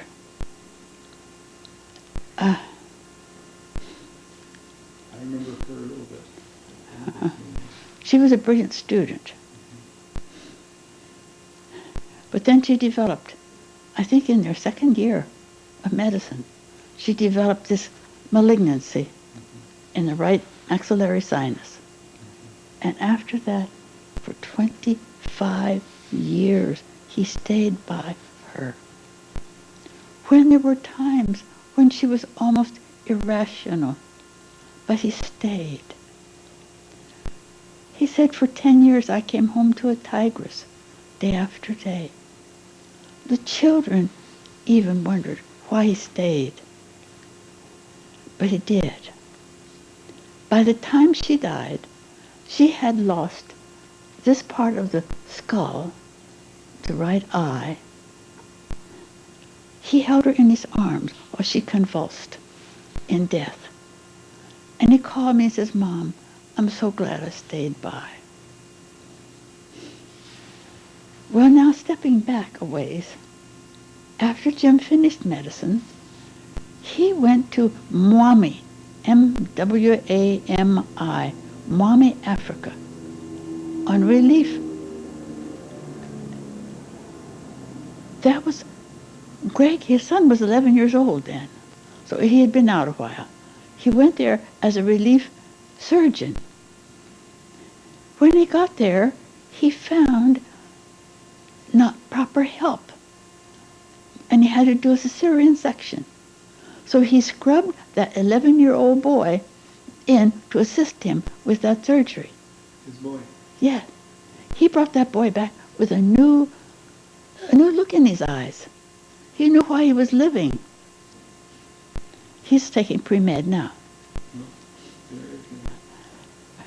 Then, in 1970, the Inter-American Division asked Doc and me to go down and open a hospital in Curaçao. Curaçao is an island 28 miles north of Venezuela. There are the three, the ABC, Aruba, Bonaire, and Curaçao. And we were in Curaçao. Well, Doc was so loved there. But we spoke only 2 languages. Those people speak at least 5. So, anyway, we got the hospital started. Jim followed us there.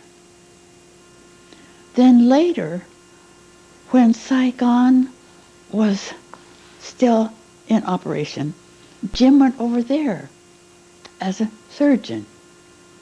For the army? No, for the church. For the church.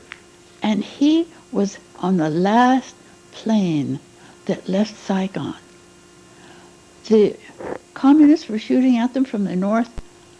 The people, the Vietnamese, were shooting at them from the south when they escaped.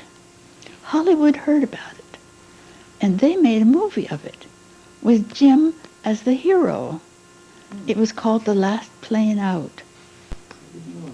And after they had it finished, they took Jim and his family back to Washington, D.C. and showed them the film before it was put on the air.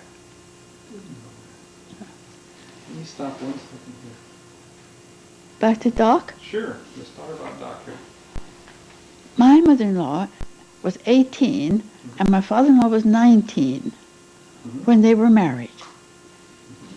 Dad was from the royalty of Germany. The name was von Pohle, but he was so determined to be an American that he wouldn't use the von. But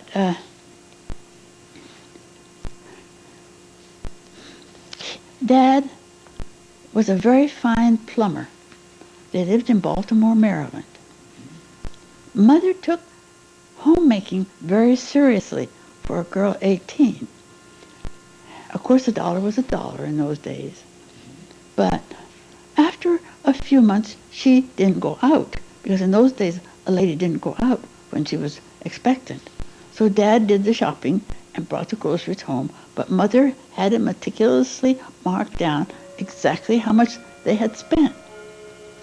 After the baby came, and she went to the grocery store, the grocer said, Miss Ida, you owe $2.43. How could that be? I don't owe but $2.38. But, Miss Ida, that's Mr. Willie's tobacco. Chewing tobacco. I won't have it. Willie Pohle is not going to put chewing tobacco on my grocery bill. And she walked out of the store in a huff. But Dad gave up chewing, for which he was thankful afterward. Well, then Dad's father came to visit them one evening. And he was cooing at the baby and so on. And he said, Willie, let's go down the Chesapeake Bay tomorrow on an excursion. And Ida said, sure, Willie, go with your father. When they came home in the evening, he kissed her. She jerked back, Willie Pohle, you've been drinking. Yes, Dad bought us drinks. As long as you were home, you were not allowed to have it. Now that you're married, your dad buys liquor. She wouldn't fight with them. She moved to the other side of Baltimore, as near Dad's work, but as far away from his parents as she could get. They settled near where there was a vacant lot. And the strangest thing, a tent went up. A big tent and a little tent. They became curious. Well, Bible prophecy. Let's go see what it's about. They attended. They loved it. They drank it in. Until one fateful night, they walked home. Ida, how can we keep Saturday for the Sabbath? We can't make it. Now, Willie, I'm saving money as it is. Of course we can make it. You can get paid on Mondays. So that woman of faith encouraged him to step forward and keep the Sabbath. One day, old Elder Griggs came to visit them. He was principal of the South Lancaster Academy. A dream was born. Willie would become a minister. That woman kept her secret. There was another baby coming. But she had the willpower, the fortitude to go ahead. She tutored algebra. She made clothes over. They looked so nice always. The people thought they had money. When Dad had finished academy, the Board of Regents had added 2 years. He finished 14 grades. Then he was sent to Maryland to work as a pastor. He was my mother's first Sabbath school teacher when she joined the church. But you see the gift that Doctor had received, a gift of faith from the beginning. So he was Dr. Foley's father, Yeah. and then he went on a mission. When Doctor was 7, they went to South America. First to Peru and then to Bolivia. Well, of course, they wanted their children educated in a Christian school, so they put them in the Methodist mission school. One day when Doctor was 14, he walked in and he said, Dad, you're an old fogey. Imagine telling that to a German. What's up? What's up? Would you believe in creation? Ida, we've got to get our boys out of here. So they were sent to Chile. I think it took 2 weeks by boat and train and whatnot to get there, but they were put in the school in Chile. And they were there 4 years. By the time Dad was 19, Mother had come back to the States because the older brother had been sent up and had gotten discouraged and wasn't keeping the Sabbath, and Mother gathered him up and brought him to Washington Missionary College. So You meant Doc was 19. You meant Dr. Doc Pohle. was 19, his brother must have been 21. Okay, there you go. So Doc, when he was 19, was in La Paz, Bolivia with his dad.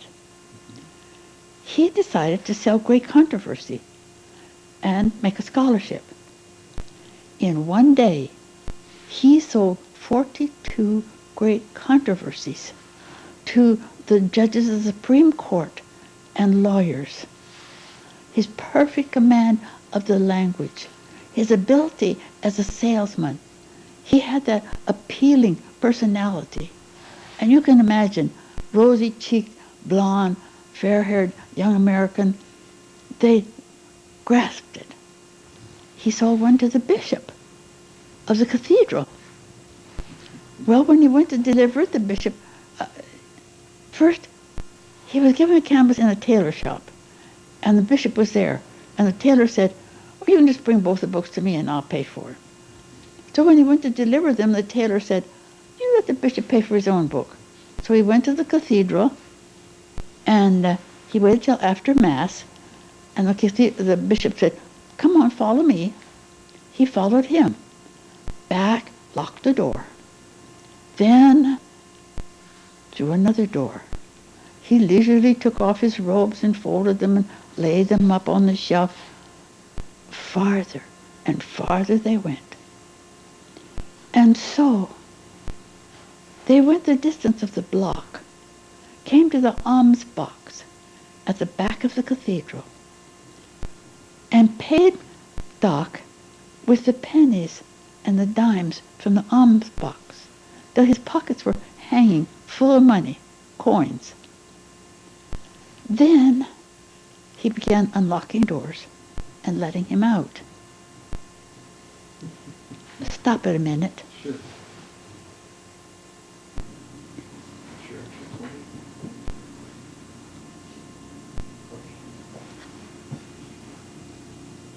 So Doc was coming to Washington Missionary College after he'd been on a mission with his father. Yes. And he had a hard time learning to study in English because Spanish is so much easier. And that became his primary language, Spanish. Oh, yes. It was really his mother tongue. And really, many times, of course, now I'm away from it, but when I was at Ventura Estates, Ellen brought me away the 29th of June. So many of the Spanish people would come to me. And I became so involved, I would think in Spanish. One day I was talking with one of the young men, and he said, "I forgot you weren't Mexican." It's so much easier than English, really. Of course, Doc came to this country and was studying as hard as he could to learn English and also go through college as a pre-med student or as a minister. well, just to get a plain bachelor's degree. But he finished pre-med requirements at the same time. In his heart was to be a doctor, but his dad wanted him to be a minister. He went down to the General Conference to apply, and the man who interviewed him later they found out was not totally sincere. But he said to him, "What do you want to be?" And Doc says, "Well, I was thinking about being a teacher." "We don't need teachers. What we need are preachers. We'll put your name on the list, but fill out this blank." Well, Doc was thoroughly discouraged, of course. He came back to me, and here I was engaged to marry him, and he was ready to toss the Lord's work out the window. I was working at the General Conference. One day, I was proofreading a book. Elder B.E. Beddoe called me out. He said, Well, what year would that have been? 1924. 1924. Mrs. White had just died 7 or 8 years before. She died in 1915, something like that. Elder Beddoe's wife? No, Mrs. White, Ellen White. Oh, yes, she died in 1915. So, Elder Beddoe said to me, I have a call for you and your fiancé to go to Guatemala. He used to be pastor of the Guatemala City Church and secretary-treasurer of the mission. And he smiled at me and said, we expect you to help him, because, of course, I was an accountant by that time. So you were training at the college, and you never were able to graduate because you went on the mission before you finished? Before I finished, but he had finished. How much time did you need to finish before? Oh, I needed about 3 years. I beat it out. I got my degree in 1951. No, 53. 53. I was 51 years old. But it was not a plain bachelor's degree. It was RRA, it's called now. Registered Record Administrator. I had a hard time because Doc was so used to my working at his elbow that he couldn't stand for me to go home and study. And I'd go home to study and the phone would ring. You just have to come back. Doc won't let anybody else write the letter. So that's the way I studied. So finally, don't record this. Finally, I went to Blythe and got a motel and studied for 3 days. Went in, took the exams, over 9 subjects. Failed them. That was in July. I registered to take them again in December, and I went to 2 institutes in the meantime. Well, I didn't notice until I got there. The exam didn't start till 1 o'clock in the afternoon, and the sun set at 4:30. And I had 9 subjects to cover. So I went in early, and I told the examining lady in charge my problem. I said, I'm a Sabbath keeper, and I have to be through this by the time the sun sets. She sat there. She gave me my papers a little early. I sat on the front row and pushed the pen. She sat there and watched me and watched the sun. You take part and seal it, then you take another part and so on. I handed them in. She said, did you finish? I said, yes. As I walked out of that hospital, the sun was halfway in the Pacific Ocean. That's how close I was. But when the letter came back, it was Myrtle A. Pohle, RRL. I could hardly get it open for joy after all those years. At first, I wasn't going to tell the children I had failed, because they were in college by then, of course, or married. And then I thought that's just pride. So I told them. They enjoyed it so much. They said, Mother, the years and the time you made Buddy wash dishes because he wasn't on the honor roll, and now here you fail. So Doc and you went down to Guatemala. Yes. And then He was minister. We came back after 7 years. You know, we were in Mexico and went through the revolution. And Doc was a man that was afraid of nothing. He got so tired traveling back and forth in the state of Jalisco, being stopped and searched by police with rifles and all that, and soldiers. One day he decided, I'm not going to be stopped the next time. So he came driving through the countryside on his way down toward Colima, and here was the soldier with his rifle. He says, Alto, have you looked at my license plate number? Oh, dispense, senor, dispense.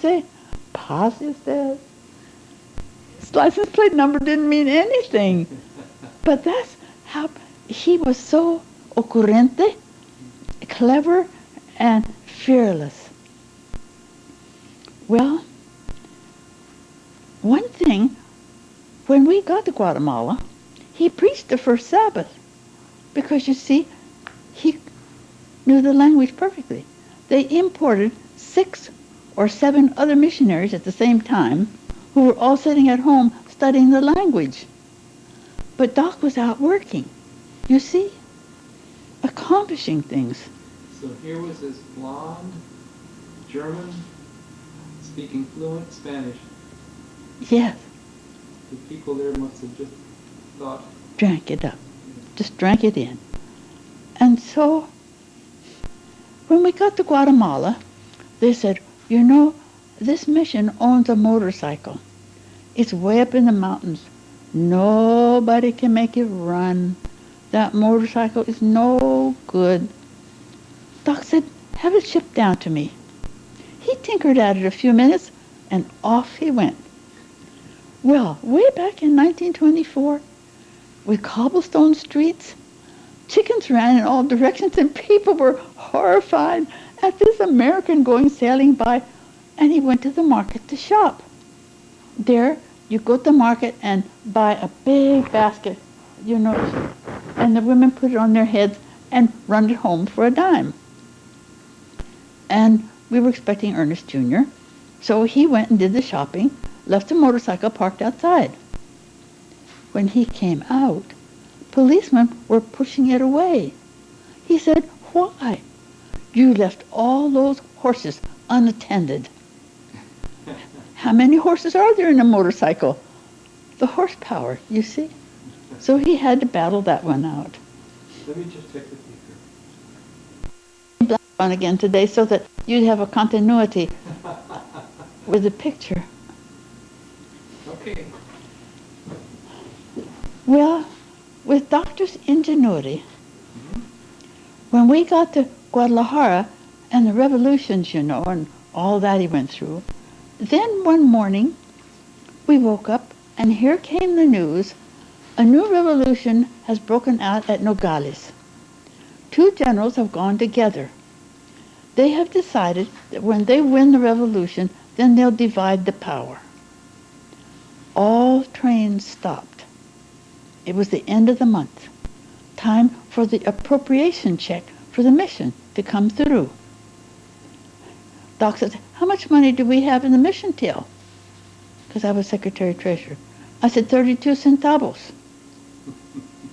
Well, he said, the only thing for me to do is load the car with books and Bibles and a prospectus. And I'll go out and I'll canvass to support the Mexican workers. He said, you take give me 5 centavos to buy tortillas until I can sell something. You take the 27 centavos and go down to the Chinese grocer and explain to him our situation, and you buy a bag of beans and a bag of rice, and you do it this morning, because prices double and treble every day during a revolution. What year was this? It must have been about 1928, more or less, or 29 or 30 along in there. And you and the doctor had been married 4 or 5 years? Yes. And you had already had a child? We had Ernest Jr. He couldn't wait for a family. He was born 11 months after we were married, because he just wanted a son so badly. Well, he went out, and you know, in those little towns, you canvass the municipal president, the chief of police, the school teacher, and so on. When he got to Atoyac, he canvassed the town doctor, Bulmaro Rebollo. Then he went on down, and there was a lake that ran along, a long lake that ran, and the river ran at the foot of Colima, the mountain. He went to the other end of the lake, and he and Brother Barrera, a native worker, and when there was time to come home, he said, Candido, I don't want to go home the regular road. I want to go home the other side of the lake. No se puede hacerlo, señor. Es imposible. You would have to run with one wheel in a ditch and the other on solid ground. I don't care. I want to see that side of the lake. So he drove that way, home. When he got into town, the Presidente Municipal came up and said, "How'd you get here?" He drove. How? On the other side of the lake. It's a good thing there was a big battle on the other road this afternoon. And that's how the Lord protected. After a few weeks of his camp, oh, and I didn't tell you, he got to a big hacienda just during the sugar harvest, cane. Mm-hmm. And the mayordomo said he took him from department to department. Now be sure to buy the señor's books. So everybody bought. Oh, he was so happy. He was having so much success and taking so many subscriptions for the Centinela. Then he went to get in the car and leave. And a man came running and said, "The owner wants to see you." Oh, I'm going to make another big sale. So he went in, and the fellow says, "All right, how much do you want?" "What? I know who you are. You can't fool me. You're a government spy. Will you take 2,000 pesos? "Senor, I'm an American. I'm here selling religious books. Here's a letter in my pocket from my wife. It's written in English." "You can't convince me. No American ever spoke Spanish like that." "Will you take 3,000 pesos? "Because I know we're not paying enough tax. And you know it because you've been all through my factory." So he drove off with that fellow shaking his head. Well, pretty soon we received a letter from this Dr. Rebollo. "We've read El Centinela. We like it. Please send us more literature." So, thinking we were sending to a Catholic person, we said, on prayer, no penance, things like that. Back, we believe all that. Send us more. Finally, we sent about the Sabbath. Here came a letter. "There are 31 of us keeping the Sabbath. Send us a pastor."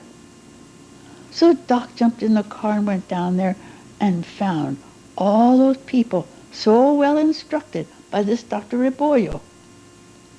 He baptized 12 of them and organized a church, all because of a revolution. You see how the Lord works? Later, Dr. Rebollo came and told us his story. He, as a boy, his mother had said, "Now, Bulmaro, you are to be the richest, the wisest, most powerful man in this town." He said, that meant I had to be the priest. So she sent me away to seminary. First year, she treated me when I came home like I was something sacred. And I felt like a hypocrite. Second year I went back, more doubts, brawling, scoldings. But I worked for the priest during the summer. Third year I went back. I was so disillusioned that I began to ask questions. "Now, Padrecito, you know I took the hostia today." "Yes." "Now you say that you created that into the very body of Jesus Christ." "Yes." "Then when I ate it, then I became part Jesus Christ." "Right." "Well, Padrecito, I also ate chicken today, so I must be part chicken." "Get out of here. You think too much." So he didn't go home in very good graces at the end of the third year. But he says, what was I to do? I began preaching for the Presbyterians. And one Sunday evening, a man sitting on the front row kept looking up the text, paying such good attention. I was so pleased. After the meeting, he stayed. He said, "What you said was beautiful, but you're not preaching the whole truth." "What am I doing that's wrong?" "How do you baptize?" "Well, I shake some water on the babies." let me give you a Bible study on Bible baptism. Then what was I to do? I began to preach for the Baptists. Then I said I became a doctor. Now I'm a Seventh-day Adventist. Years later, Doctor went back there on a trip and found him, 92 years old, still keeping the Sabbath. Doctor made friends with the generals and the elite, lawyers. One Friday, the wife of the president of the Mexican Union Mission, she was in charge of the Sabbath school work. So Doc said, let's take her down to Atoyac to see our Sabbath school there. Well, we started out Friday afternoon. We got down the road a ways, and as I mentioned, there was a big lake. During the dry season, it was just a sand dune. And so a road went off to the right. And Doc said, that must be a shortcut to Atoyac. We'll take that. It dead ended at the railroad. We had to turn around and go back, pick up the road to go on to Atoyac. The road ran along the edge of what would be the lake during rainy season. Thick mesquite on either side of this narrow trail. Darkness came on. Pretty soon, a cloud of dust, thicker than a fog, just enveloped us. We knew we were surrounded by cavalry on both sides. Every instant we expected to be filled with bullets by the rebels. Every breath was a prayer. We came to a river, a small river, where there was a bridge across, and the soldiers surrounded us. Doc didn't want them to know he had women in the car, so he stopped and ran ahead. And we prayed and waited. And we saw him take out his billfold and hand something to the captain or whoever it was in charge. All right. Gave it back to Doc. It was the federal soldiers, and he was a personal acquaintance of General Figueroa, who had given him a permit to carry arms, which was a recommendation. So he gave it back to Doc and said, now you turn to the left when you cross the bridge. Doc knew that led right into the rebel stronghold. And you see, they were going to send us in as bait. Well, you know, in Spanish you can say muy bien. You're not saying yes or no. And he said, muy bien, muy bien. He ran back to the car, jumped in, drove up to where the soldiers were, and then whirled to the right. And a horse can't run more than about 30 miles an hour, best. So we were out of sight before they could catch their breath. And we got to Atoyac and had a good Sabbath.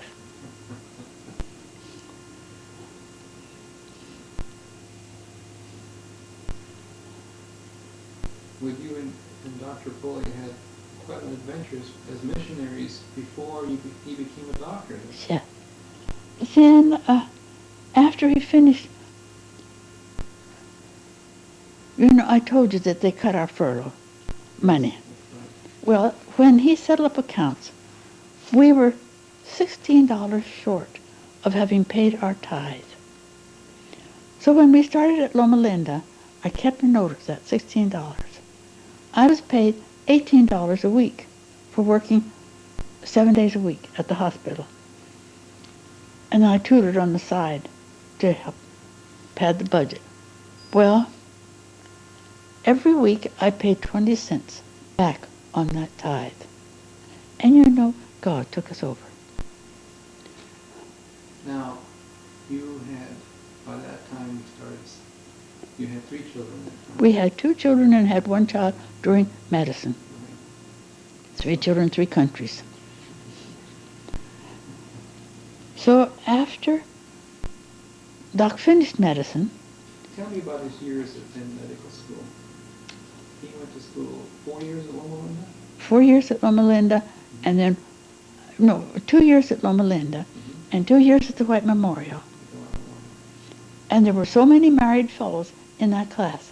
They didn't know, everybody, of course, wanted to intern at the White Memorial. So they made a ruling that no married man could intern at the White Memorial. Doc was always like that. He came rushing into the office where I was working in the laboratory at noon. He said, "Get off this afternoon. We've got to go to Loma Linda immediately because I've got to snap up an internship at Loma Linda." So I traded jobs with the girl who was working for Elder Staines, the editor of the school paper and so on. And she took my job and I took her job. And I moved up there with my mother and the children. And Doc boarded with friends until he finished his senior year, which was about half the year. Then we had an internship at Loma Linda. And then we went to Sonora with Dr. Gordon Reynolds. He was an experienced man, and it was down near the Yaquis. And there, Doc learned surgery under Gordon. Nice. And Doc had a new idea, a new anesthetic, sodium pentothal, brand new. And Gordon, no, not going to have it. Well, Doc said one day, "Now, Gordon, I'm giving the anesthetic this time, and you do the surgery."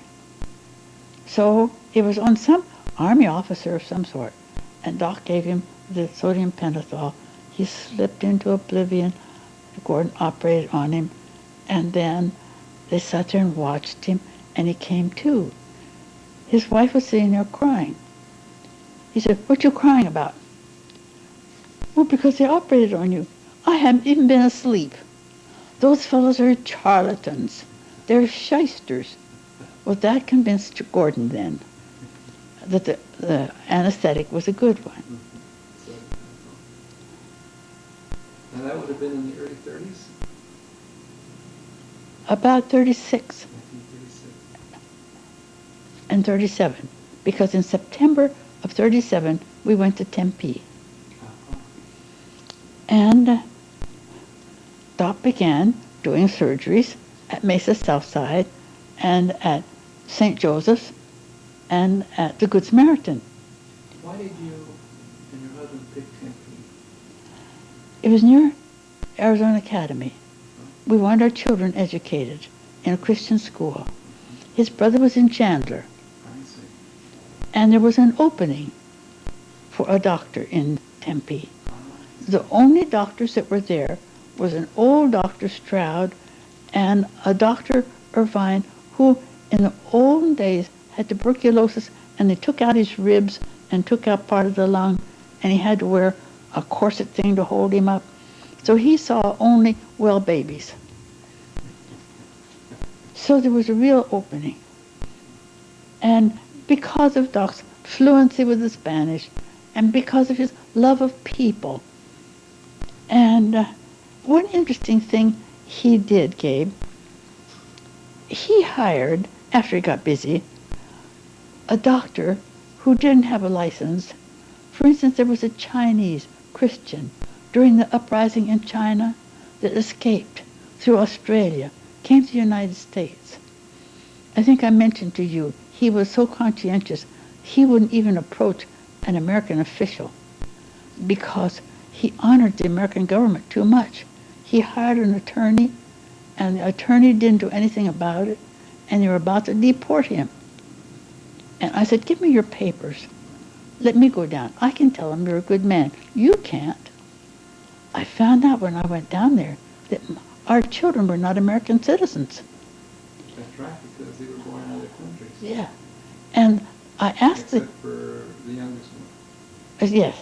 So I asked the immigration, after I took care of this doctor's affairs, then I asked him about my children. He said, "Don't let them go across the border. They have to wait for a quota number." By that time, Ernest Jr. was in the Army.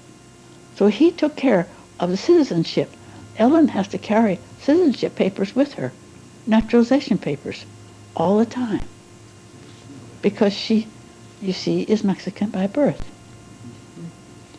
And Now, did your children learn Spanish as fluently as you and your husband? what? Did your children learn Spanish as fluently as you and your husband? Ellen did. Ellen spoke it like a native. Ernest did well, but Evelinda, the baby, was too young. She was only 4 or 5 when we came back.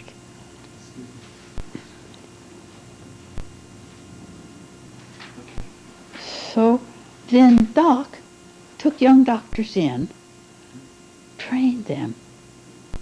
Before they invented residencies, he got a number of young fellows started From that Loma way. Linda and other schools, or What was that? from Loma Linda or other Yes.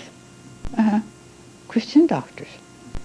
But they weren't sure of themselves, and he had that time under Gordon Reynolds, you see, that gave him the security. Mhm. Well, he took this Chinese doctor that had been in trouble with the immigration, let him do all the workups. penurious work Right. of the records on the patient and all of this. Charts that take doctors hours, and now they dictate them, but in those days they had to write them out. And he would change dressings and things like that. That gave Doc more time to give to the patients. You see, he could listen. He could understand. And one day he called me. He said, "Come down. There's a girl here that needs you more than she needs me." People could come to him with their troubles, you see? And so, there was one lady who came in. Those were hard days. The cotton pickers, you know, went from one area to another and suffered such poverty.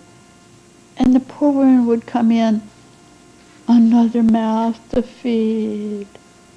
But one lady, she would come in radiant. "We're going to have another baby." And that was Aaron Huddleston's mother. Did you know Aaron? I know the name. I remember him faintly from the birth. Unfortunately, they took her to some kind of agricultural clinic in Chandler, and she wasn't watched well with her last pregnancy, and she died. And left Aaron 2.5 years old. Of course, I tried to get Aaron right then, but when he was 8 and 9, the father let us have him for a year, more or less. Then we were able to get Rusty, the older brother, to work on our ranch. The first Sabbath, Rusty came to church. I said, "Rusty, I haven't talked to you about the Sabbath yet." "No," but he said, "We were picking cotton down in Buckeye, and somebody offered $1,000 for the one who could bring up a text that shows that you should keep Sunday out of the Bible," and we knew it was there. So we read the Bible through. So I knew that Saturday was the Sabbath. So he says, the first chance I had, I started keeping it. Well, one day, a tall, lanky kid came walking into my Sabbath school class. We were renting a hall in the Elks Lodge up over a grocery store. In the back was a pool hall. Well, they would cover those tables with that green felt Sabbath mornings, and that was my Sabbath school class. I had the youth. And in walked this kid, about maybe 19 or so, in Air Force uniform. Well, of course, we invited him home to dinner, and he had been the son of a general conference worker, but his mother had died when he was little. And he had been passed around from one to another, and somewhere along the way, he threw the Lord out the window. Now he was on his way back. So I took him and Rusty to PUC. They roomed together. He apparently majored in business because he went into book and Bible house work. He was put in Riverside, and in the end, he was so aggressive that he had the largest book and Bible house in the world. He had branches in I don't know how many cities. And he's kept up with us through the years as not exactly as a foster son, but close. And now he's retired, and he's doing research and traveling, and he writes a letter every once in a while. I get one. Some deep research he has done. The last one was on astronomy, and it was over my head. But anyway. So Doc came over to Tempe. He started his practice there. And in 44, we started the hospital. And you had lots and lots of Hispanic people there. Yes. And Americans too. We had wealthy American patients. One lady who painted a beautiful picture I have in my bedroom brought it in, and she said, "Now, I don't need the money for this, but you give me a credit on an account. And when I want to send somebody in that can't afford the care, charges against that picture." So you can imagine how much that picture means. That picture was painted by a man named Martinez, who was the artist for the Boston store that now is Diamonds. And he had splotches on his hands. And Doc was working to try to obliterate those. In 1956, Doc was asked to become the director of medical work for the Inter-American Division. He held that job till 64, 8 years. Inside Doc, with all his valor, all his aplomb, was a cream puff that nobody saw. The first time we took the plane out of Miami, Florida, and landed in Puerto Rico, we were supposed to go visit the Bella Vista Hospital. You take out of, I've forgotten the name of it, Santurce. You take a little plane that bumps across the aisle to the western end, where the Bella Vista Hospital is. Pouring down rain. We must have rented a car. But we drove up in front of the hospital, and there we sat. I said, "Honey, let's go in." "They don't want me in there." I had to coax and coax to get him in, to get him started. Well, we could see in a minute how much they needed help. So, after that, Doctor traveled all over the division. But when you and he talked, did you talk in Spanish or in English? In English. In English. Which was a mistake, because we let our children forget it. We should have taught Spanish in the home and English abroad, because the children would have learned English in school. It was a great mistake, but it's something we can't undo. But he understood fluently, you understood fluently, so you could have in any time. Yeah. And when Ernest Jr. went to take medicine in Guadalajara, he had been 13 when we came out. It just came back to him like that. And he went just sailing through the class. But the other children were too young, because he was almost 5 years older than Ellen. Well, so he was the medical secretary for the Inter-American Division? Yes. For 8 years? Yes. And he traveled all over. What did he do? Build hospitals or consult? What was his Consulted. work? Now he did that in addition to being the doctor here at Tempe? Yes.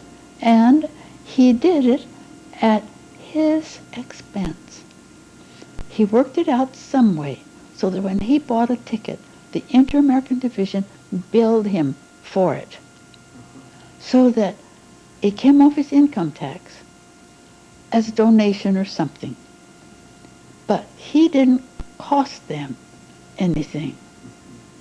We hadn't been in the Bella Vista Hospital but, maybe an hour or so, when I saw that they needed help with their medical records. And they wanted Joint Commission accreditation, which is the highest possible accreditation for hospitals in America. It was American territory. Why shouldn't they have it? So I said, well, I'll come back here and hold a workshop and prepare and redo your medical records. That was in November. Doc and I were together then. And when we went to leave, we got to the airport. I said, honey, I haven't seen my sister for years. Why don't, there's a plane leaves here for Phoenix, and there's a plane leaves almost at the same time for Miami, Florida. Let me take the one to Miami, Florida, and I'll go on up to Maryland and see my sister, and then I'll meet you at home. Fine. Just before plane time, it was reported that my plane was 3 hours delayed. Now, Doc could maneuver the French, but I'm totally lost in French. So before he got on the plane, he said, I hate to leave you here alone. Oh, I said, honey, I'll be all right. I'll sit right here on this bench, and when my plane comes in, I'll just walk on. I sat down, took out the Bible, and started reading Luke. He was a physician, you know. Somebody sat down beside me, and she said, C'est Protestant? Well, I understood that much French, but I answered her in Spanish.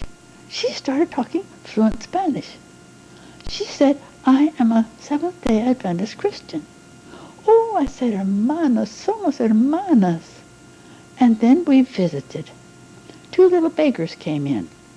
A little girl, maybe 10. A little boy, maybe 6 or 8.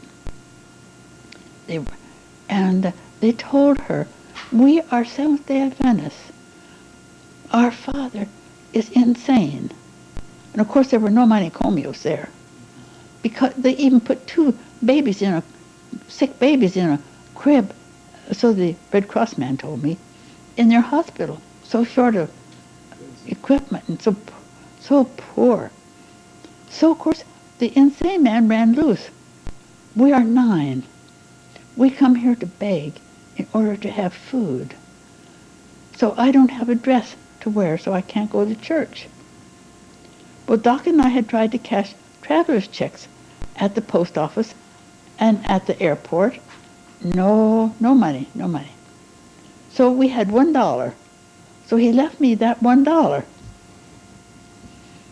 I said to the lady, I have $1 that was to tip a skycap in Miami. If I give you that $1, could you make a dress for her?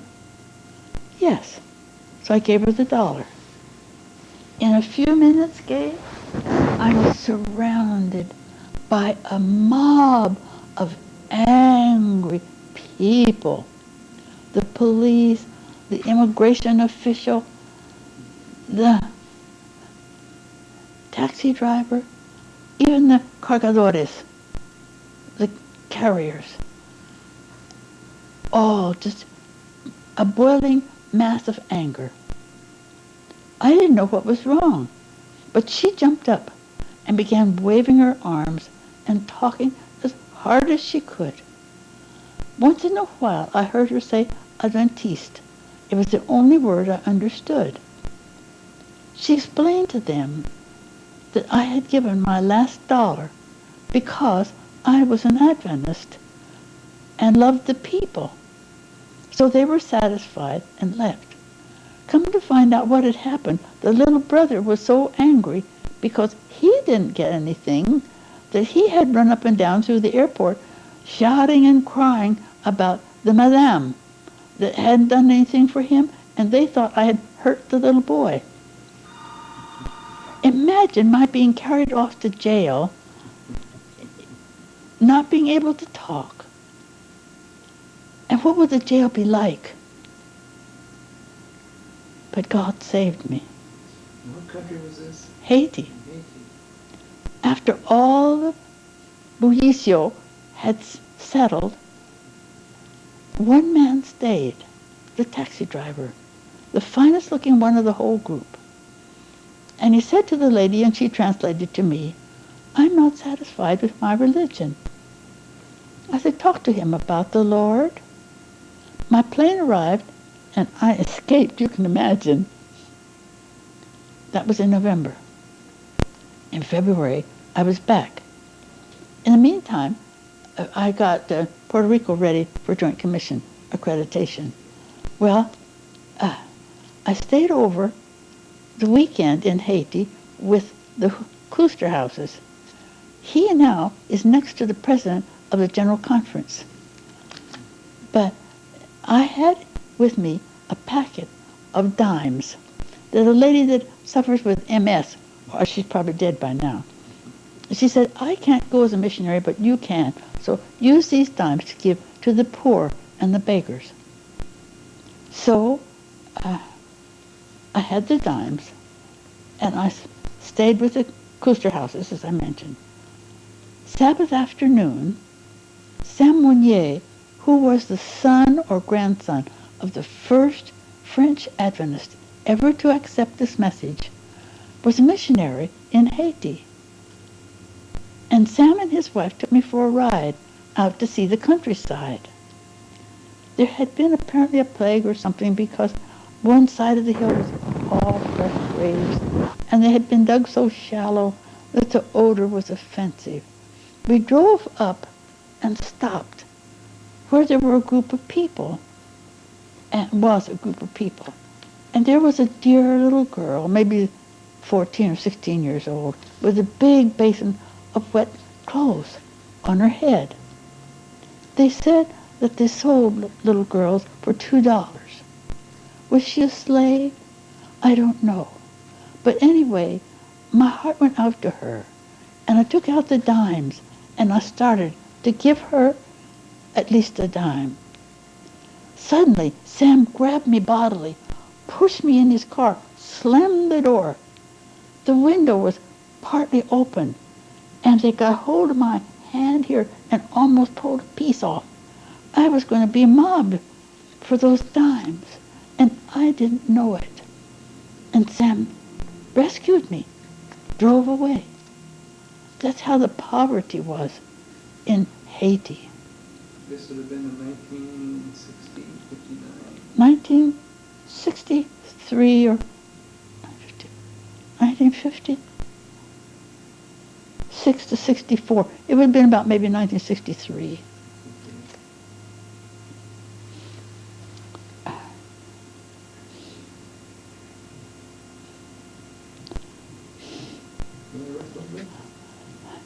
Well, now, the doctors at Good Samaritan, before we had our hospital in Tempe, began to look down their noses at that blonde coming in from Tempe doing surgery. So they said, we've got to have specialists in here. He's going to do a thyroid. He shouldn't be doing the thyroid. We should have a specialist doing that. So they began to look up their records. 7 thyroids had been done the year before. 4 of them Doc had done. So who was the thyroid specialist? You see? And now how he worked to save you and your brothers, you see? And so he lived a life of system, program, up at a certain time, made his own bed. Nobody could make it to please him. Put away his slippers, hung up his robe. Everything was done precisely. So he was a wonderful mentor for the foster children. Well, as I started to tell you about Aaron, when he was 8 or 9, Rusty, his brother, finally talked the father into letting us have him for that school year. Evelinda, by that time, was a beautiful singer. And we were driving to PUC, and Aaron was in the back seat, and pretty soon we hear this sweet little voice singing. Of course, because Evelinda sang as we drove.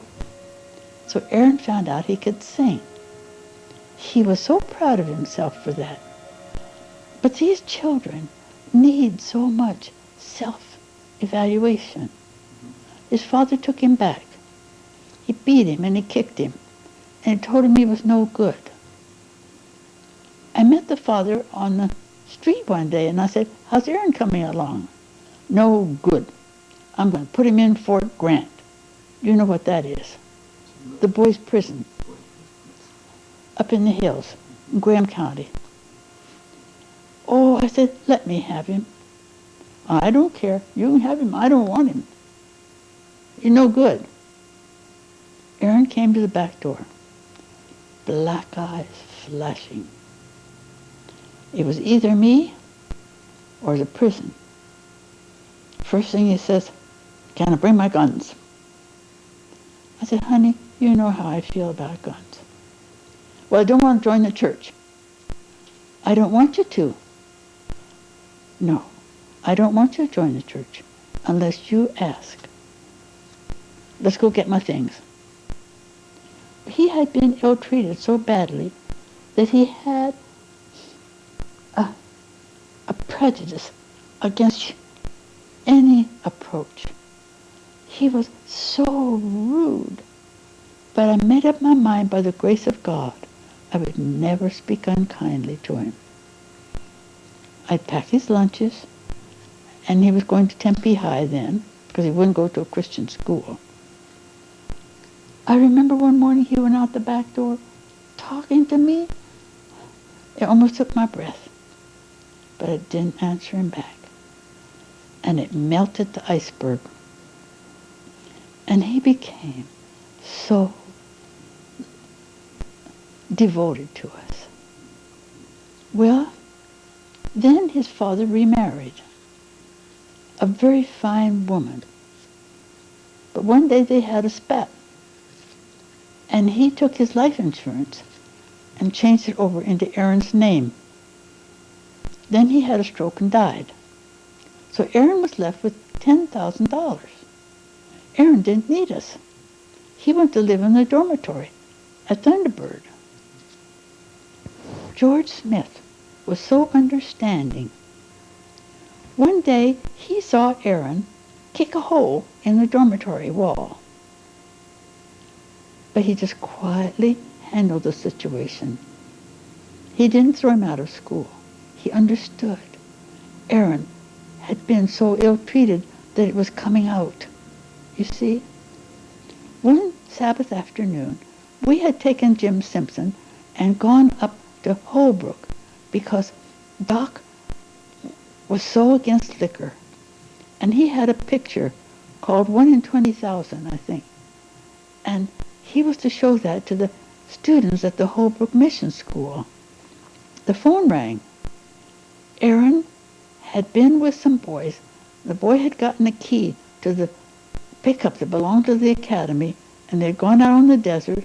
Aaron was standing up in the back, and they began to jerk it and act foolish, round, and it threw Aaron out, and his whole 230 pounds landed on his head on a rock.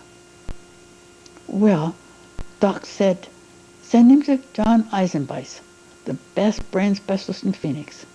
He was in the Good Samaritan Hospital. By the time Aaron came out of that, he was penniless. So then he came back to us. Incompletes and grades too low in subjects. And so I just spent hours tutoring him and tutoring him. When he walked up and got his diploma from the academy, you can imagine I almost was in tears. Well, you remember what year that was? It was after Jim came to be with us. So it would have been in the middle 60s. Would it be that late? I finished in 1961. I think Jim was behind me. So it would have been the late 50s, early 60s. Uh-huh. Well, then Aaron had a motorcycle, and I gave him money for gas and sent him to PUC. But his grades were so poor that they wouldn't accept him. But Aaron was a wonderful pilot, and he had a wonderful gift from his mother to write. They had Rusty, his brother, write the president's address. And so one time Aaron was up flying, and he wrote me such a sweet letter about how he could see the clouds like little lambs below him and so on. And he met a girl up there and married her. He wrote me that this girl was chasing him and that she was heavy. And I didn't write quickly enough, which was probably a good thing. But anyway, I wrote and told him that women, young women who allow themselves to get fat, don't have any self-respect. Well, they were married. I went up to visit them. By that time, Aaron was going through a stage of being angry with the Lord again. But the girl, I found, was very approachable about Bible study. So when Aaron would go to work, out would come the Bible. When we'd hear the door slam, we'd hide the Bible. So when I went back home, I wrote to the pastor in Napa, and he went to see them. And they were converted, Aaron too, and baptized. But Aaron had trouble finding work, you see, except in crop dusting. So he went to Indiana or Missouri, and I don't recall which, and he was crop dusting. One Sabbath, he gave the mission story. And the next Sabbath, he was there in church. Sunday morning, he went out to crop dust as usual. There were 3 tall posts. There was a post that had been taken out, like lamp posts. 2 had been taken out, and 1 hadn't. Whether Aaron didn't know it, or whether he looked back to see where the dust was falling, we'll never know till Jesus comes. But he crashed into that post. There was hardly enough left to bury. He was cremated. But I feel he was heaven bound, don't you? He was growing in the Lord. That's one of your sons. Yes. Your many sons.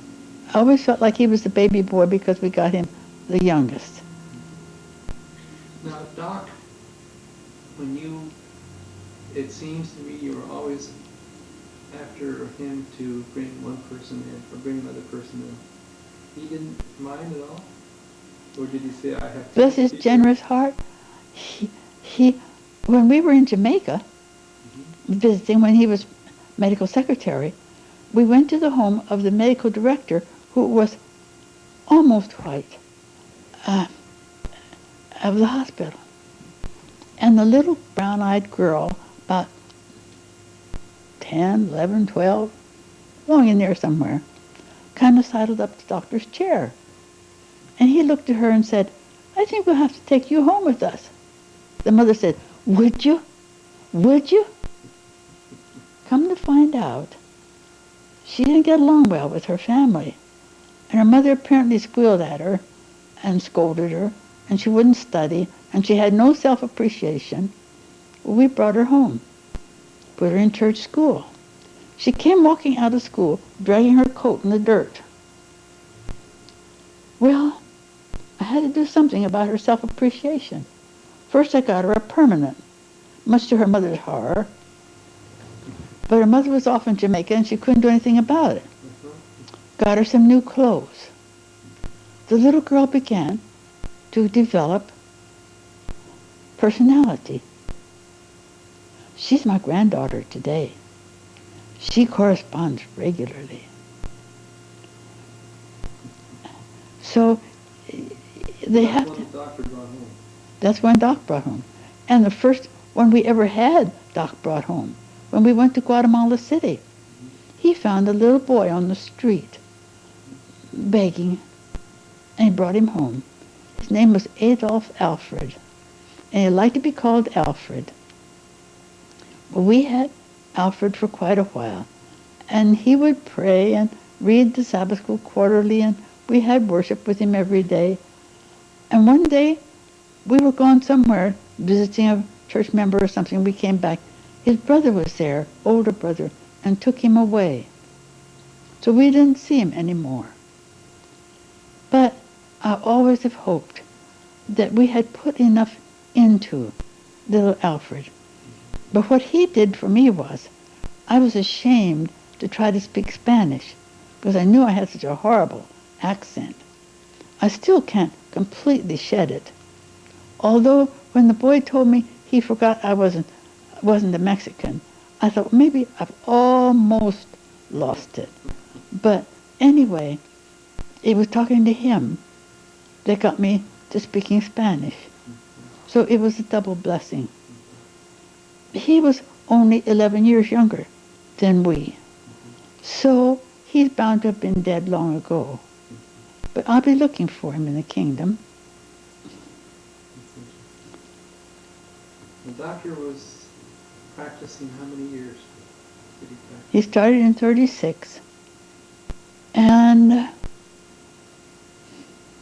see, we went to Curacao in 70.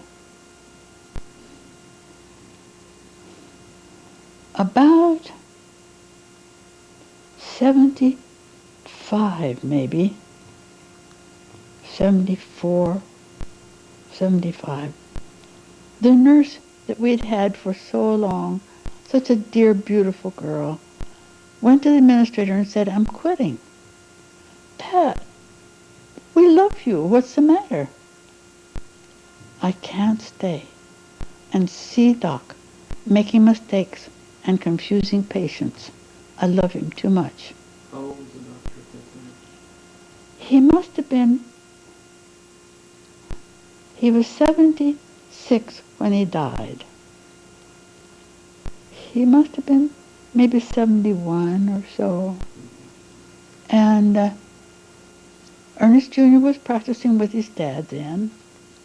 And Ernest said, Mother, I can't do that to Dad. I just can't tell him. But Melvin, one of the foster sons, the one whose mother had abandoned him, he had known child abuse. So he had a loving, gentle, he still is a son. And he came in, sat down, put his arm around Doc. Doc, it's time for you to stop. That signed Doc's death certificate. He went into deep depression. So Ernest Jr. said, Mother, why don't you take Dad to the ranch? We had bought a ranch up in the Aravaipa Canyon. Beautiful location. And you know, everything Doc did, he did with an isimo. How'd you say that in English? Yes. More than that. An aplomb.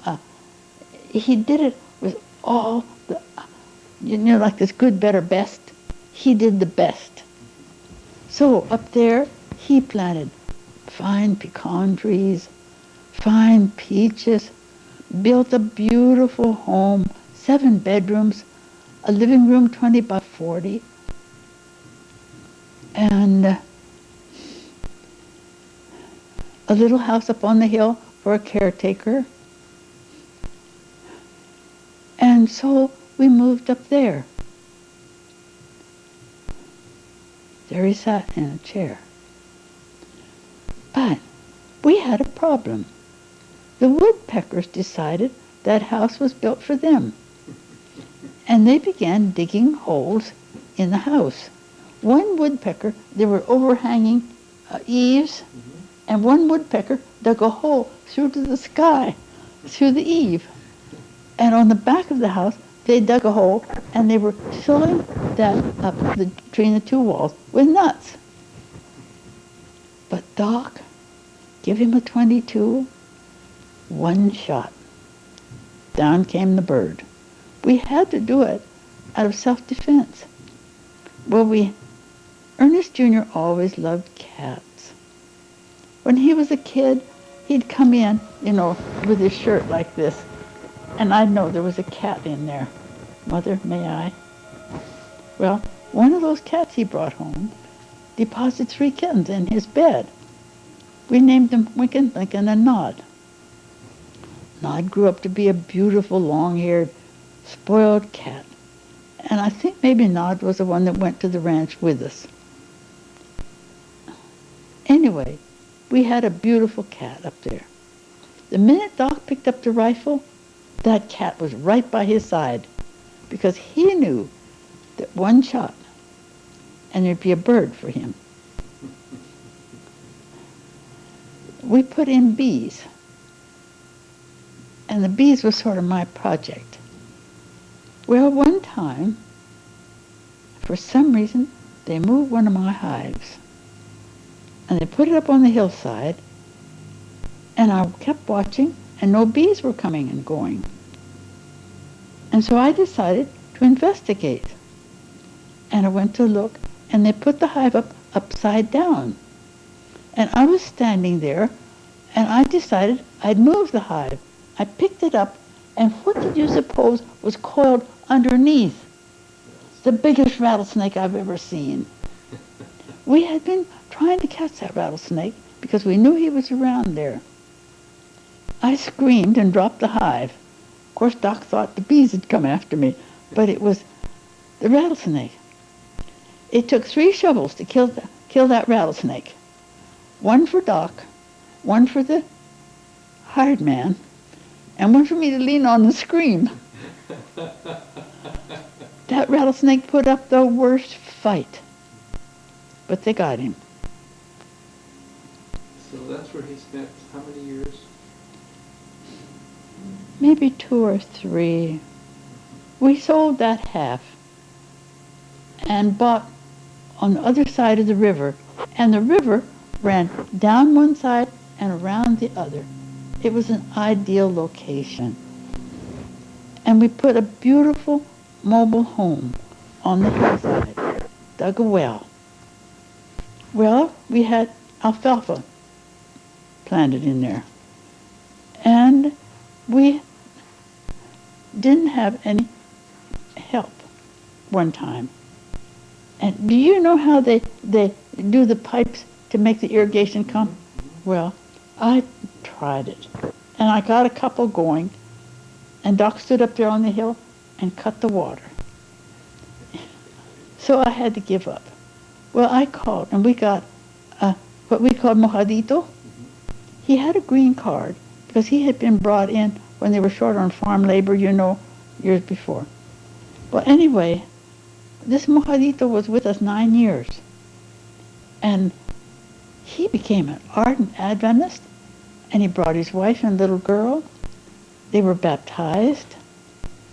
And so when we moved into the mobile home, he planted that side, which was about 5 acres of good land.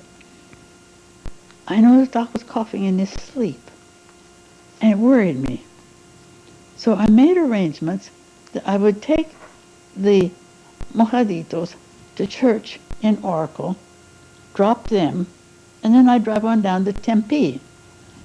And some other Mexican Adventist people would take them home to dinner and then bring them back to the ranch.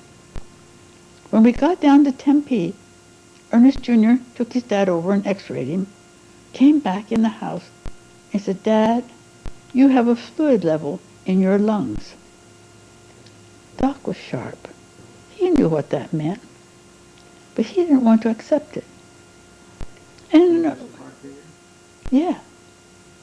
So we visited a while, and he got up and says, "Well, let's go home." The only way that Ernest kept him over was, it's too far for Mother to drive in one day. 3 hours down, 3 hours back, that's too much. You wait and let her take you home tomorrow.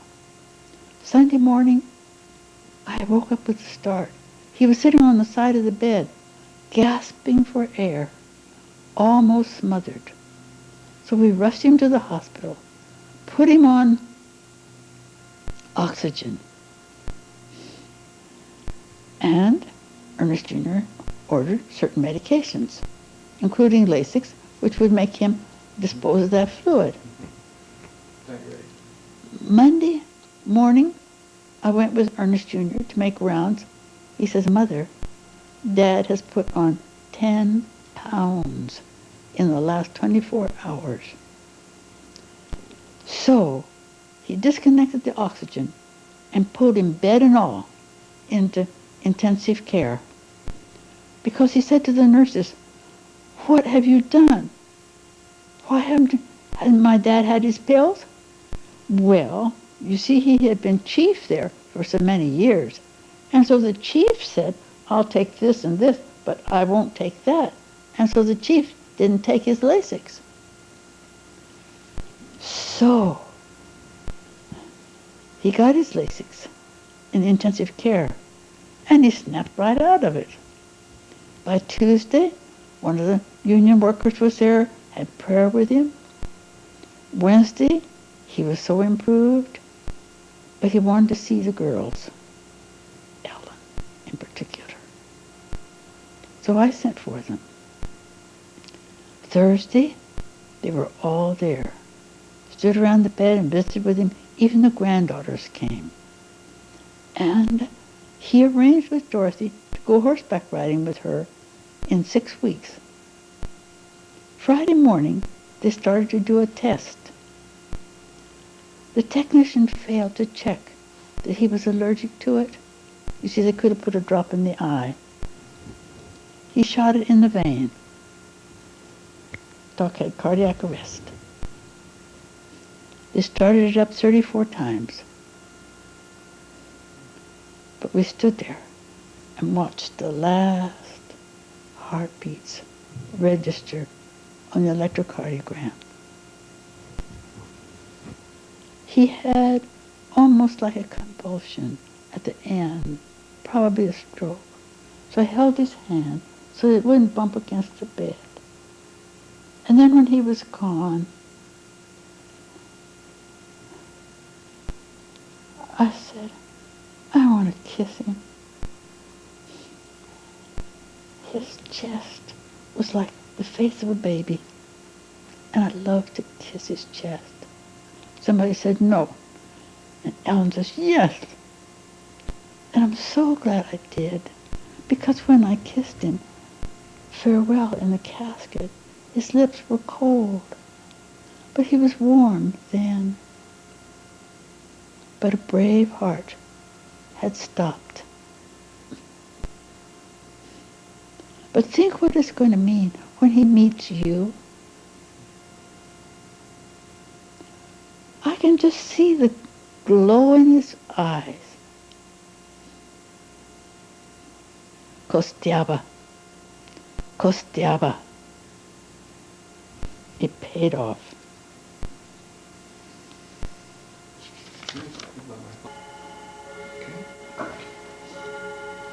The Glendale Church. Let's wait for the chimes to go away. The Glendale Church was run down, old carpets and a poor old building. And two ladies came over to Tempe and said, "Dr. Pohle, we want to remodel our church. Will you help us out?" Well, in those days, $50 was a lot of money.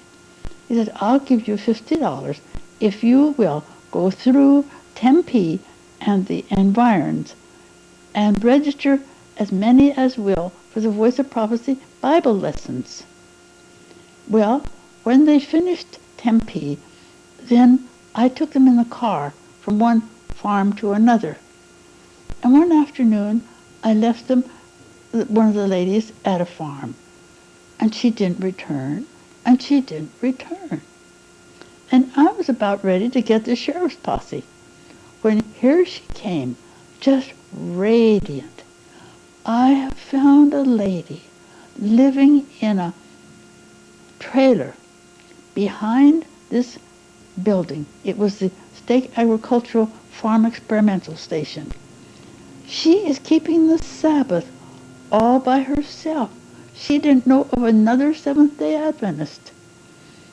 Her husband had heard the Voice of Prophecy and had written for the Bible lessons. He was Catholic, and she was ashamed because they had enrolled and nobody had taken them, so she took them. And there she was on lesson 25. So, of course, we began giving them Bible studies. She said, "Could we come to your home so that my husband will see that your husband and other men study the Bible? because he thinks religion is for women and weaklings. So they came. And Elder Archie Field came out and gave studies. And one time, Ellen's husband Jimmy was there. And I remember she asked about the rapture. Well, Jimmy explained to her all about the fact. You know, there are people who teach that suddenly Jesus is going to rapture away certain people. Well, Jimmy showed her how impossible that is and how it's not biblical. And that was the first time I had heard about the rapture. Well, those people had about 4 children. They kept up with us through the years. He was transferred, because of his ability as an agricultural director, to some place in Texas where some of the big canning companies had him in charge of their farms. And they would write to us, send us pictures of the children. Then, do you remember the Rustad family? Well, you remember Mrs. Rustad died? She died of cancer and left 2 boys, Gary and Roger. Well, then Elder Rustad was transferred to Texas. But it was in the school year, and Gary stayed with us. So we had Aaron and Gary and Jim all at once. The barber would give me 3 haircuts and charge me for 2. Well, Roger, the little one, stayed with us just a little while. Then he went on, and I always kept up with him. He worked his whole way through the academy in New Mexico at Sandia View. Then he went to Keene, Texas. And he met Julietta, the daughter of these people that we had found in the country, and married her.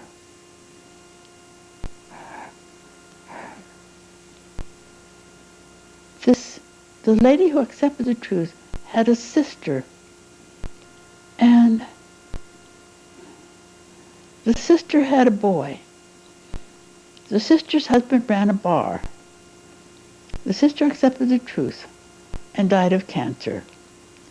But this boy, she was unkind to the boy, and the boy wanted so much to do right. When he was about 13, he was in church school in Tempe, and I took an interest in the child and tried to get them to let us have him. Oh no, we'll take care of him. She went through 2 divorces, and the boy was the object of some of the unkindness, and he was told he was no good. Heartbreaks, heartaches. Well, about maybe 5 years ago, I received through the prison ministries a letter. This boy had written from the penitentiary to the prison ministries, "Do you know whether Mrs. Pohle is still alive? She loved me when I was a little boy." So we've corresponded ever since. Now the rest have all died. I'm really the last leaf on the tree in more than one family group. But anyway, that boy writes to me regularly, "Dear Mom." And he said, "I've spent most of my life in reformatories or prisons. And now he's about to get out. And he's timid about facing the public. You can imagine." But that was the way we found quite a group of people, was through those Voice of Prophecy lessons. But we didn't let our light shine as much as we should have. As I look back on it and think of neighbors that would have taken Bible studies if I had only been more alert. But I didn't understand the working of the Holy Spirit. Dear old Elder Longacre, who was an attorney and a liaison between our church and the government, was a meticulous gentleman. He had an oak tree by his bedroom. You know, the oak trees in the east with the big jagged leaves, they don't fall off. And so he didn't like that rattling of those leaves in the winter. So he decided to shake the tree. They didn't fall off. He got a stick and began to beat them. He only tore them. Months later, the leaves were falling off all by themselves. Well, it must be a terrible storm outside. He walked out. As he stood there watching, he realized the warm spring sunshine made him want to take his coat off. The baby leaves are growing up, pushing the old ones off. Now, he said, I understand about coming to God. You don't beat at people's faults. You let the Holy Spirit speak. They sent him to Pittsburgh to hold an effort. Night after night, a beautifully dressed lady would come and sit in the back, listen attentively. The minute he finished, she would vanish. Till the last night, she handed him her card. I've decided to join your church, but I need to ask you a few questions. He said he realized when he went out to that home, he was getting to where the millionaires lived. And when he went in and was seated, she came in and she said, do I have to give up this and this? I decided not to beat the oak leaves. I told her, I'd rather not answer you today. I want to ask a favor.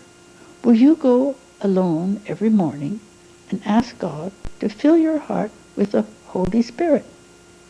Is that all there is to it? Yes. I think he said it was about 10 days later.